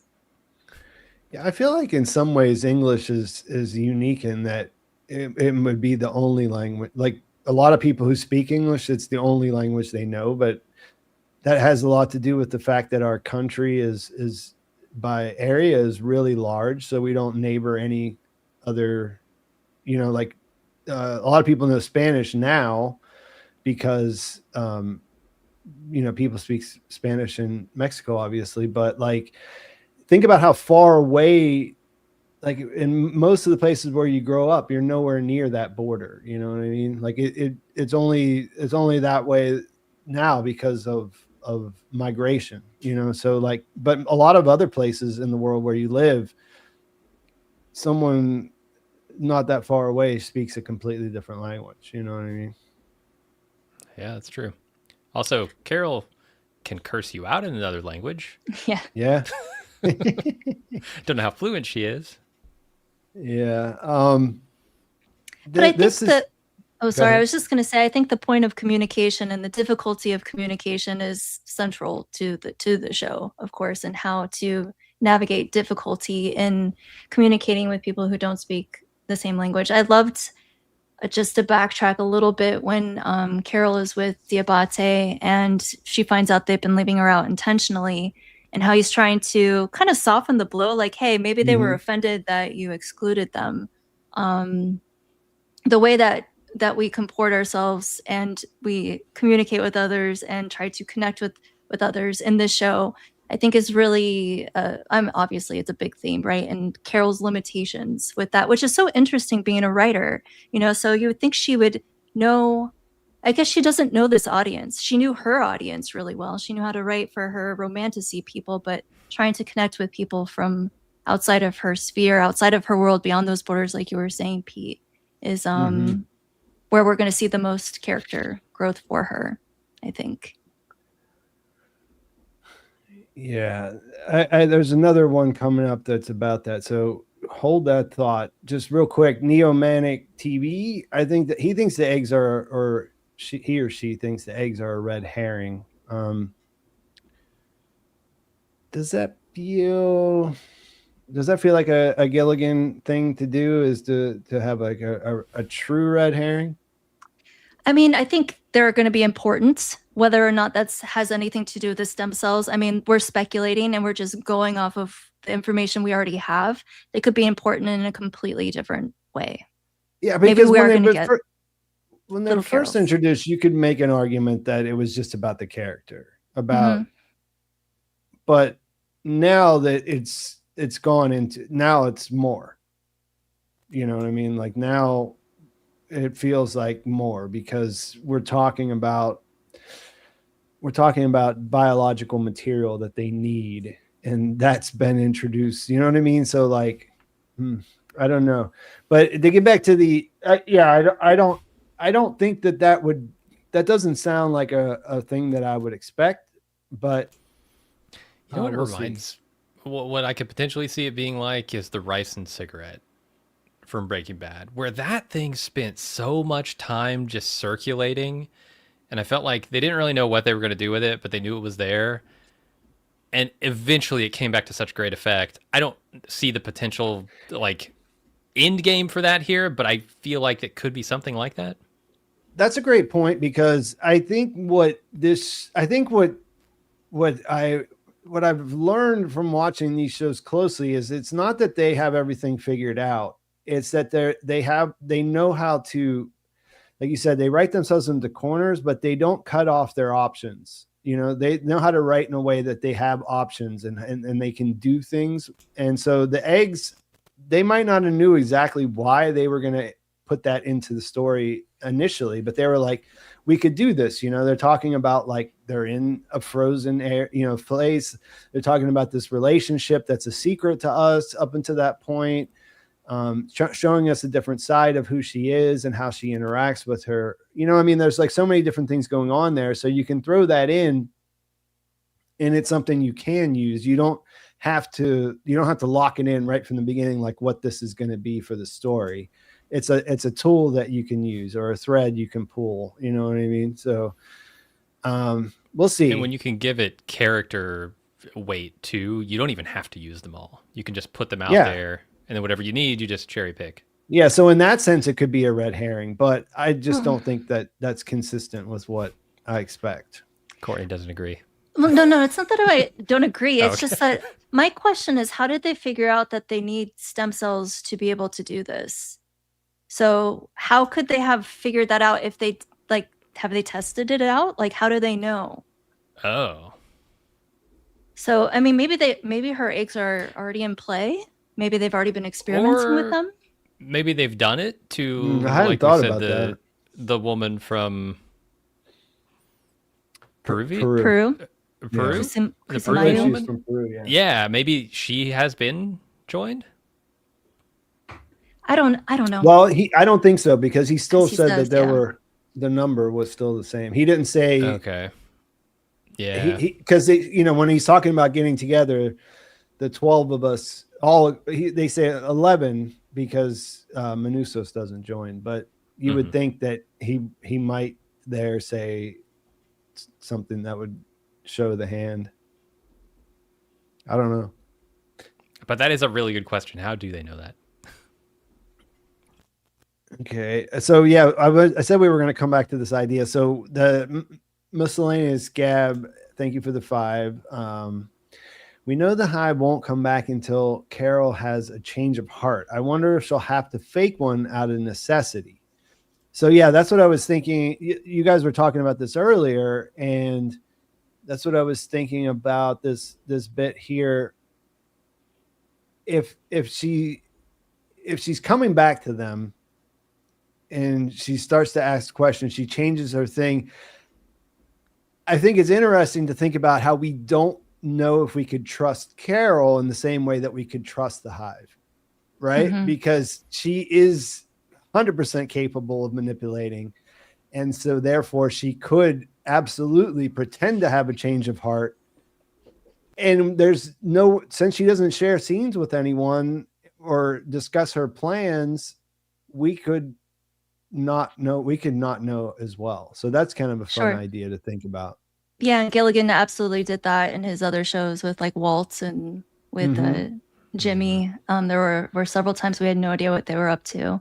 And I love this point, miscellaneous Gab, because that's what I was thinking about when I was talking about the Lucasia going in under disguise as a pirate or whatever, and how she might fake it.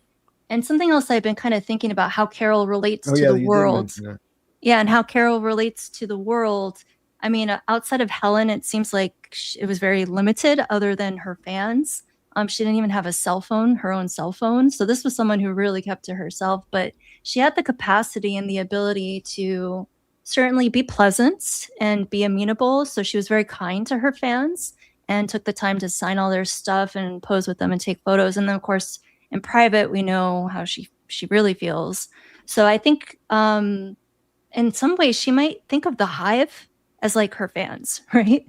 I mean, because they adore her, they love her, so there's that similarity, but also just more like the other that she devalues in a way, if that makes sense. So I think she certainly has the capacity and the ability to fake whatever she wants. She could definitely pretend she has a change of heart, just put on her that is mask. They front loaded it for sure. Now that you mention it, she has that ability. She has that ability to play a part. As soon as she got in the car, she said it was mindless crap. But when she was there at the thing, she read with passion. She engaged with them as they were not losers, but human beings that liked this thing that she liked. You know what I mean? And so that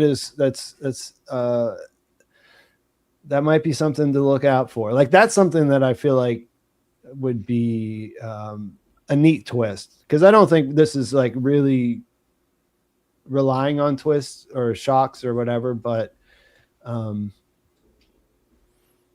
there is a natural reason for her to change here, but maybe there'll be more to it than what we think.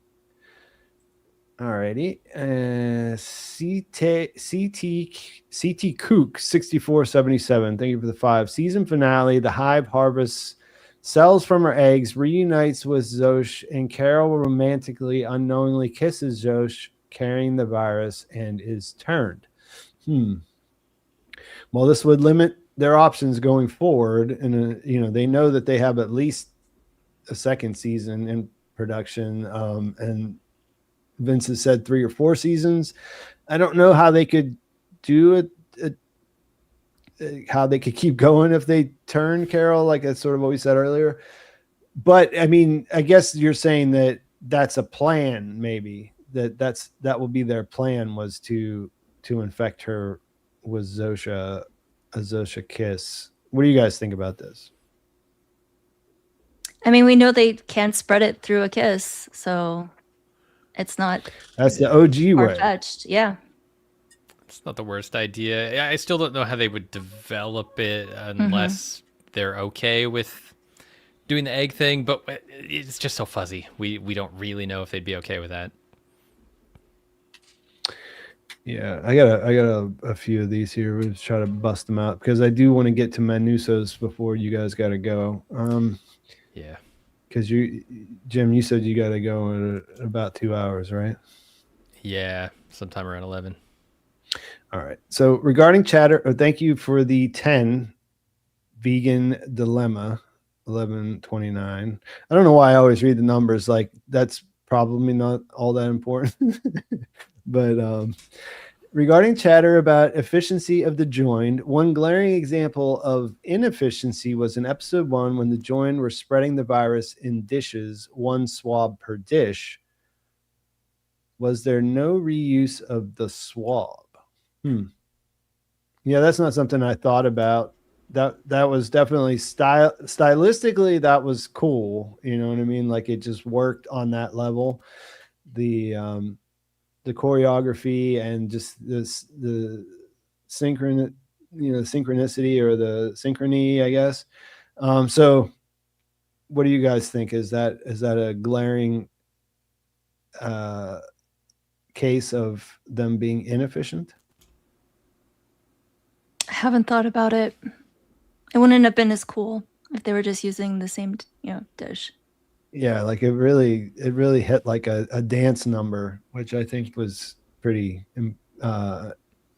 crucial to making that scene land the way that it did. Gunningoon 5, thank you. Could it be that Diabate is being set up as the enforcer for the Hive, willing to deal with the threat of Carol and Manusos? Yeah, I don't know. I don't really get that, but I think we've already answered this. Do you guys have anything more to add on it? I would just come back to that. It doesn't seem like they're able to assert a will over the immune. It doesn't seem likely. I mean, I could see how, like, to protect themselves, like how Zoja refused to to speak about how to reverse this or undo this. I can see how they can hold things back, but I don't know. Doesn't seem likely at this point in time. I don't see enough evidence for that. Yeah, I'm with you. Lisa Roney, thank you for the $4.99. Do you think that it's possible Manusos isn't really immune, but simply yet to be exposed to the virus? This is something that people have been saying, and I don't see any evidence to confirm it. What do you guys think? There's not any to disprove it either, but I didn't get the sense that is what we're supposed to think about this character. Yeah, I agree. If they spread it the same way in Paraguay as they spread it everywhere else, I mean, we saw people inside the bar get infected. So wherever he was, if he was at work or in his home, I don't see why he wouldn't have been infected as well. Yeah. Or when he leaves at the end of the episode, I mean, if he's not inside anymore, he's outside. So if that was the case, they would have to explain it. Let's see, we're almost at the end here. This is from Claude Simeon, and it's, thank you for 5. It's not a question, it's a suggestion. Miscellaneous Gab has some great Pluribus and other John Michaud videos. Please considering have her guest on one of these streams. I have talked to Miscellaneous Gab before, and that's something that might be. I didn't know whenever I was putting together the guest list for this that she was covering the show. I knew her from Severance, so that's something to keep in mind. Thanks for the suggestion. And this is the last question that we have right now. Palmer Colson 7037. Thank you for the 5. Maybe the Hive virus spreads as part of its life cycle by species transmitting a signal to space. Doesn't matter, they die out, the virus reproduces. That would certainly be consistent with how viruses work. And remember, Davis Taffler told us it's not exactly a virus. It's not exactly that, but that's a possibility. Like I said, there's a lot of different motivational things to think about, like why they created it in the first place. But there's a possibility that it's just mindless in that sense, that it doesn't matter what happens to the host on the planet, because it still does what it is meant to do. It still spreads. Something to think about. Yeah. I don't think there's any speculation we can add to that for at the moment. I mean, I will say, like, it seems to me like a lot of people are assuming that humanity is just going to go extinct, but that's not what I heard from the episode. I heard that there would be mass starvation, but an equilibrium would be found. Like if there's only enough apples on the planet for 100,000 people to pick them, 100,000 people could survive. Is my impression of it. Yeah. I mean, he says it in a way that sounds sort of like he's saying they're all going to starve, but yeah, it doesn't make sense. Like if there's enough windfall, especially if you're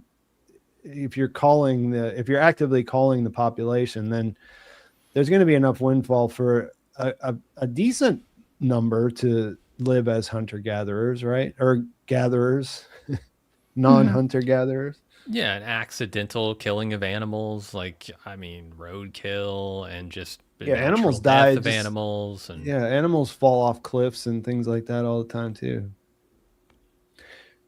And you have drones to monitor for carrion or whatever. but That I was think one that of your point does stand, right? I think that's true. Also, like it doesn't really matter if they die out, if as long as the species propagates through this signal. I think that they'll be okay with that. Is my guess, but we don't really know. Yeah.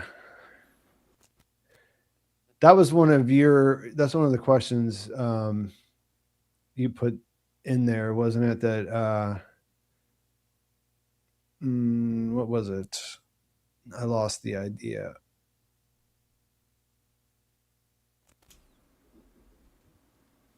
I don't know where it went to. Is it about whether they're still watching? Oh, if they're still Carol, watching, or... if they were still watching Carol, yeah, that was the point. Yeah, I'm not quite sure. The thing that makes me question that is because they had that John Cena thing ready to go so quickly with, graphics package and everything. It wasn't like it was just John Cena in front of a camera recording this live moments before it aired to her. So it could be that they knew she was headed there with the tape and they had a few hours to prep, like 8 hours or something. Or it could be that they've had this tape forever, since the beginning, and John Cena but it's too much of a coincidence, right? With John Cena being the guy who told Kumba about that, and also the person on the tape.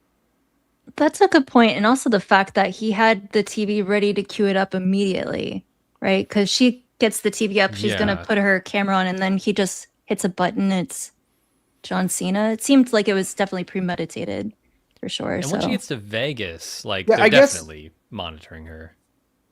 I guess that is something I guess people are responding to, is whether he's manipulating or they're using him or whatever. Like there was whenever they decided that they were going to leave and that Diabate was going to host Carol and explain to her what's going on or whatever.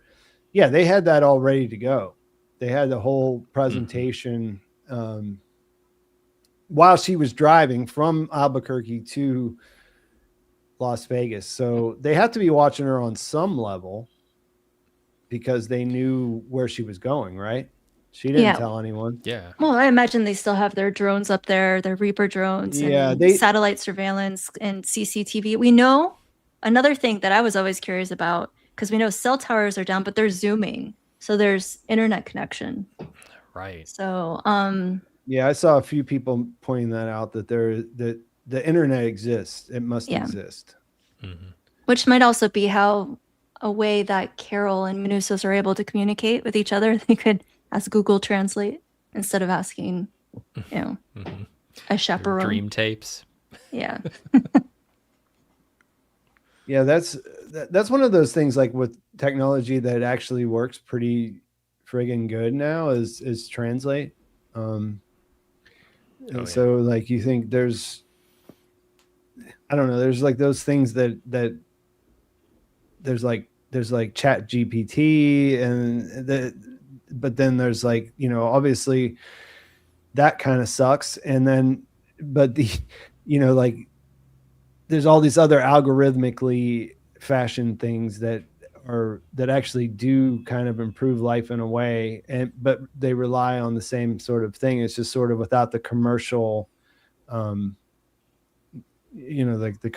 trying to convert a bunch of customers, like it actually has utility. So when you think about the way that they interact, that's something you could look for, I guess, like what are they doing because they need to be smart about how they, like time is a resource as well. You know what I mean? So like the way that they interact with her and the way that they manage the other 12, like what are they doing that actually that tells us something about the way that they think, I guess, you know what I mean? that probably is enough of that. Let's talk about Manusos before you guys gotta go. Yeah. One thing, this guy does some great storytelling with just his facial reactions, huh? I feel like we Absolutely. learned so much about this guy, and he didn't say anything. Yeah, I think I really love about Manusas watching this tape that Carol sends is we saw in this episode both his reaction to it, but also how the other 11 reacted to it, which was a just like complete dismissal of it. But this is his first impression of her. Second impression. First one was not very good, admittedly. But the second impression here, she's, well, ignore the handcuff, but she's well put together. She's speaking authoritatively in this. She's coming across as very, like, in the know, giving him information that he wants to hear also. That's crucial. Like, we can defeat this thing. We can stop it. And it's so different from the reaction that this tape got with the other 11 because they had previous interactions with her that just completely made them disregard this. It's funny too, like you said, because this is not her. This is her playing a part to embody all those, like to try to say, hey, look, I know I started chugging wine and I fell over on the lawn whenever I tried to walk away the last time we were together. And then I killed 11 million people. Yeah, I killed millions. But look, I can do this. I can be professional. I can put on a good face or whatever. And that's all he's seeing. That's the only impression that he gets is, and like you said, she's using her command of the English language to only speak, like in this way that sounds so assertive and so like there's authority behind it. So good luck and Godspeed. Yeah. That's something the character would never say otherwise, right? Uh-huh. But that's his window into her universe, is like, this is who she is.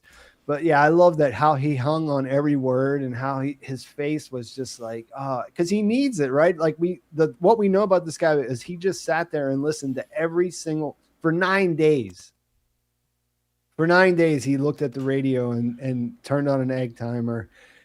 And of course, he put a little bit of time aside to look through people's storage units to find any kind of calories that he could come up with. He's starving, like literally, but also like, emotionally.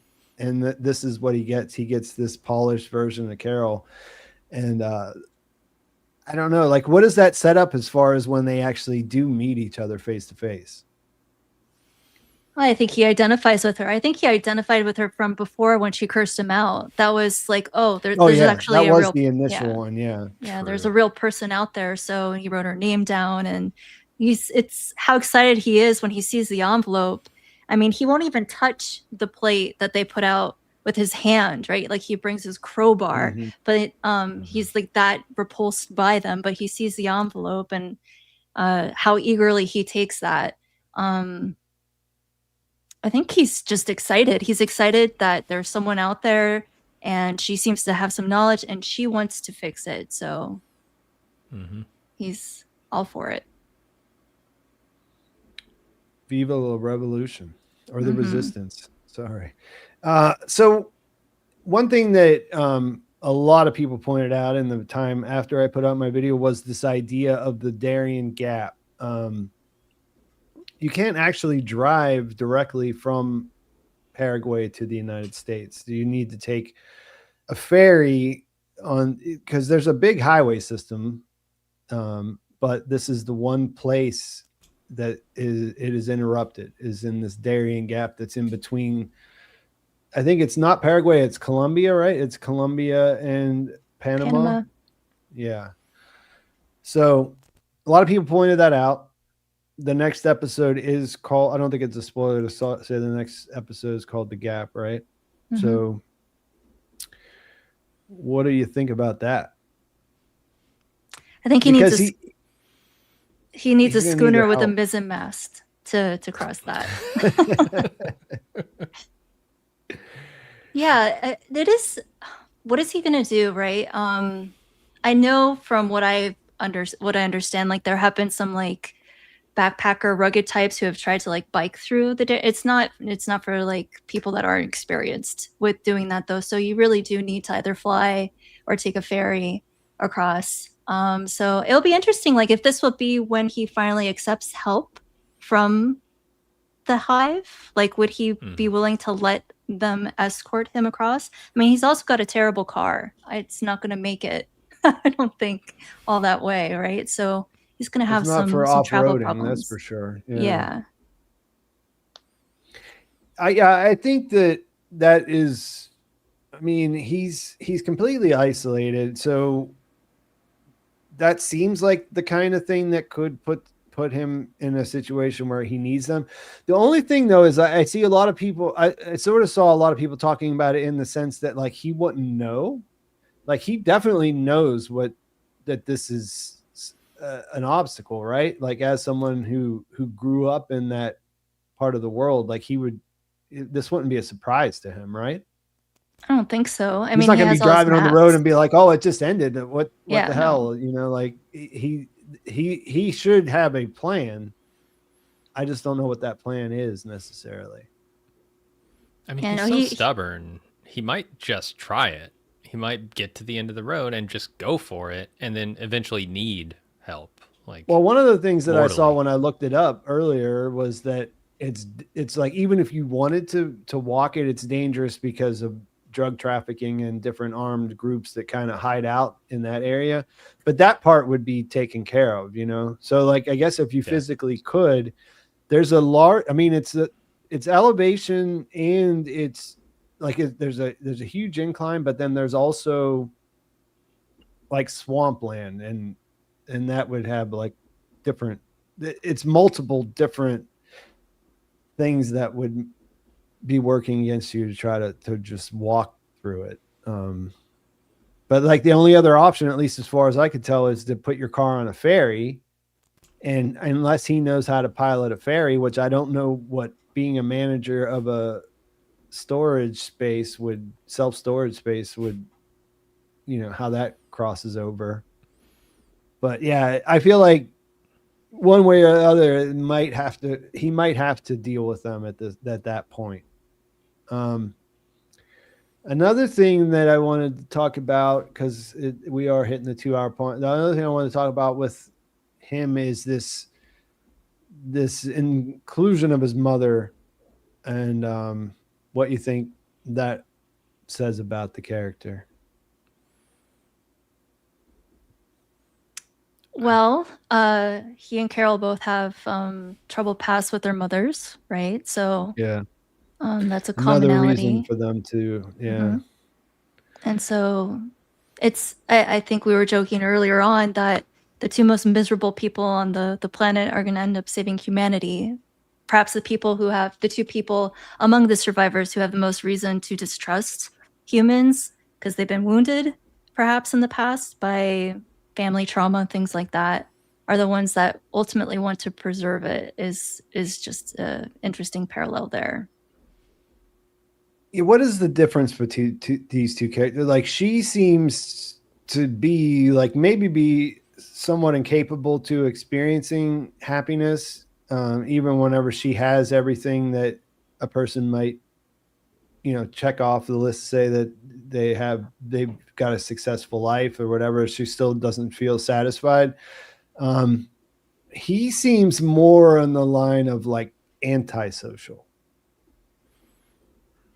You know what I mean? Like she doesn't strike me as antisocial. She just seems like she's maybe socially awkward in a way, but like he feels like he might be to a different extreme as far as like, you know, when he says you're not my mother, there's the obvious part there of like, he recognizes what the hive does, you know, like it changes like something that he knows to be true about his mother into something, makes her into something else. But like, it also, we were talking about like how Lakshmi is like her son is sort of kryptonite for her, where she's kind of like that. Your mother is kind of the same, right? Like, but this doesn't work on him at all. Like he's like you're like, he's like, he looks at her like she's dead to him, and she was before, almost, you know? Yeah, that's an interesting point, especially because it took so long for them to find out that he was unchanged for, what was it, 33 hours. So I know from listening to the podcast, they decided to make the character Colombian, even though he's in Paraguay, because they wanted him to sound Colombian because of his accent or whatever. So we still don't know enough about his backstory. Like maybe he moved to Paraguay by himself and his family was back home, and it took a while for someone from his family to come and check on him, like his mother. We don't have enough information about that relationship, but it's certainly she is not how he remembers her being. That one defining characteristic that lets him know right away that is not who this person is. And I think it's going to be like, I'm not sure. I agree. We don't know enough about him really to get a good read on how he's similar or dissimilar to Carol. But I think the place they are with their experience with the joined is going to be very different. Carol, her experiences with Zosha and her now experiences with isolation, both from the joined, but also from her fellow humans, they're starting to change her. And so when Manusos finally shows up, is he going to be the lone guy who is now just the only person in the position that Carol was in at the beginning, which is very defiant, very angry, and Carol will have changed such that they won't be as compatible as he thinks, or we even think at this point? Yeah, that's a good, I mean, that would be crazy if he gets there and she has softened, and therefore this connection that feels so right at this point would no longer exist in a way, right? Or I wonder if maybe she could start to realize her mistakes that she's been making and start to rectify those, and then he shows up and triggers a relapse in her because now she's found a person who she thinks can help her solve this without changing. Yeah, I'm curious to see, because if he gets through the gap, if he navigates the gap and he gets on the other side, then realistically he's not that far away. I mean, like by distance he is, but what else has he got going on? Nobody, there's nobody else in the world. He just has to spend a few 4 or 5 days, something like that, to keep going north until he eventually gets there. So that feels like something that's going to happen before the season gets done. This sound that he has, this one frequency that has this sound there, one of the things I was thinking about after the fact was that the obvious things that people pointed out that it could be are, that's the way the hive connects with each other, right? Like that's them communicating, or that has something to do with the original signal or the people who sent the original signal. But then when I think about it, it doesn't really sound like either one of those things. Mm-hmm. It sounds something different. And normally I wouldn't care, because I would think, oh, well, they're just taking some license to make it sound cool. But I thought it was interesting in the official podcast, Vince Gilligan said that they spent a lot of time putting that together, and that they had, they put some care into that. Right. So that's interesting to me, because like, what are they trying to make it sound like? What do you think about that? Well, what is it? What is this signal? Is this right. like a frequency that they're communicating on telepathically with each other? I mean, I have no idea what right. that is. I think the number is interesting. I know you get annoyed when I talk about numbers, but did you look at the numbers? 86. I mean, that's 86, 13. Yeah, so 86 is survivors. Mm-hmm. So 13 is the number of survivors. I did make that connection for sure. Yeah. I don't know. I will let you guys. Important. yeah, I will let you guys move on with your lives, go on to the rest of your evenings. But I'll also give you the option because this was such a packed episode. If there's anything that we haven't touched on that you'd like to spend a little bit of time on before we go, Courtney, you can go first if you want. I think we covered everything, all the points. That was going to be my response too. Tell them to pick a fucking apple. Pick a fucking apple. I really enjoyed this episode, and I really enjoyed having a conversation with both of you about that.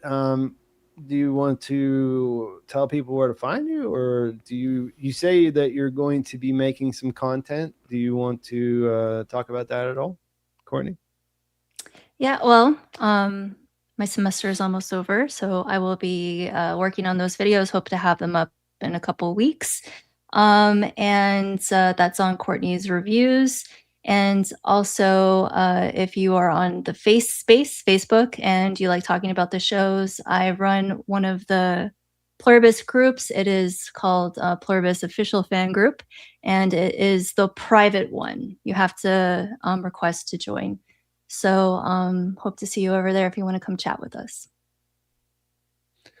Yeah, I checked out the group. I don't really go on Facebook too much at all. I checked out the group. It was really active. There was a lot of people who were involved, if not tangentially, then directly with the show involved in there, which is pretty cool. So if you are someone who does that, goes on Facebook, then you should definitely check that out for sure. And why apples got to be so pickable. I just saw that comment go by. Pretty good. Jim, would you like to plug your podcast? Sure. While you're on the Facebook group chatting it up with people, you can have me and my co-host Aaron in your ears on the Pluribus podcast over at baldmove.com or wherever you get podcasts. We do a weekly recap review of the episodes. And Jim, this because Courtney's going to be coming back. She swooped in there and got herself on the finale conversation. Ooh, nice. Which I was like, I knew whenever I put it out, I was like, whoever sees that first is going to sign up for that. But I think this is your last appearance, right, Jim? For this season, yeah. My co-host Aaron will be on, I think, Aaron's got a couple more coming up, but okay. This is your last time with us. And because, I mean, we got the holidays coming, so it's kind of crazy that they put TV shows on and like that. But I do appreciate you coming on. And yeah, thanks for having me. We'll definitely talk again in the future. Next week, Courtney, like I said, you're coming back, but not next week. So all of your listeners who are here, just tell them that's just got to wait a little bit longer.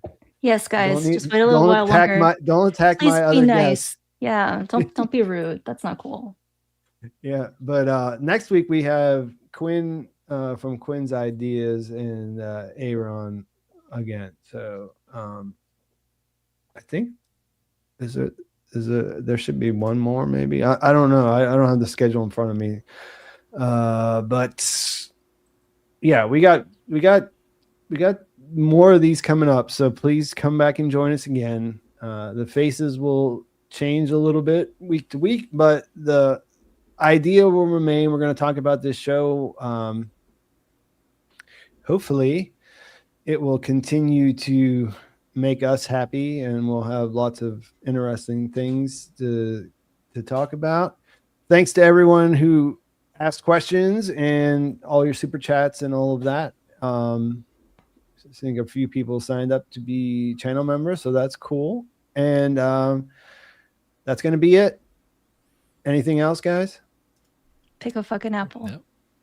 Yeah. Why they got to be so pickable? Thanks, guys. We'll talk to you Pete. soon. Yeah.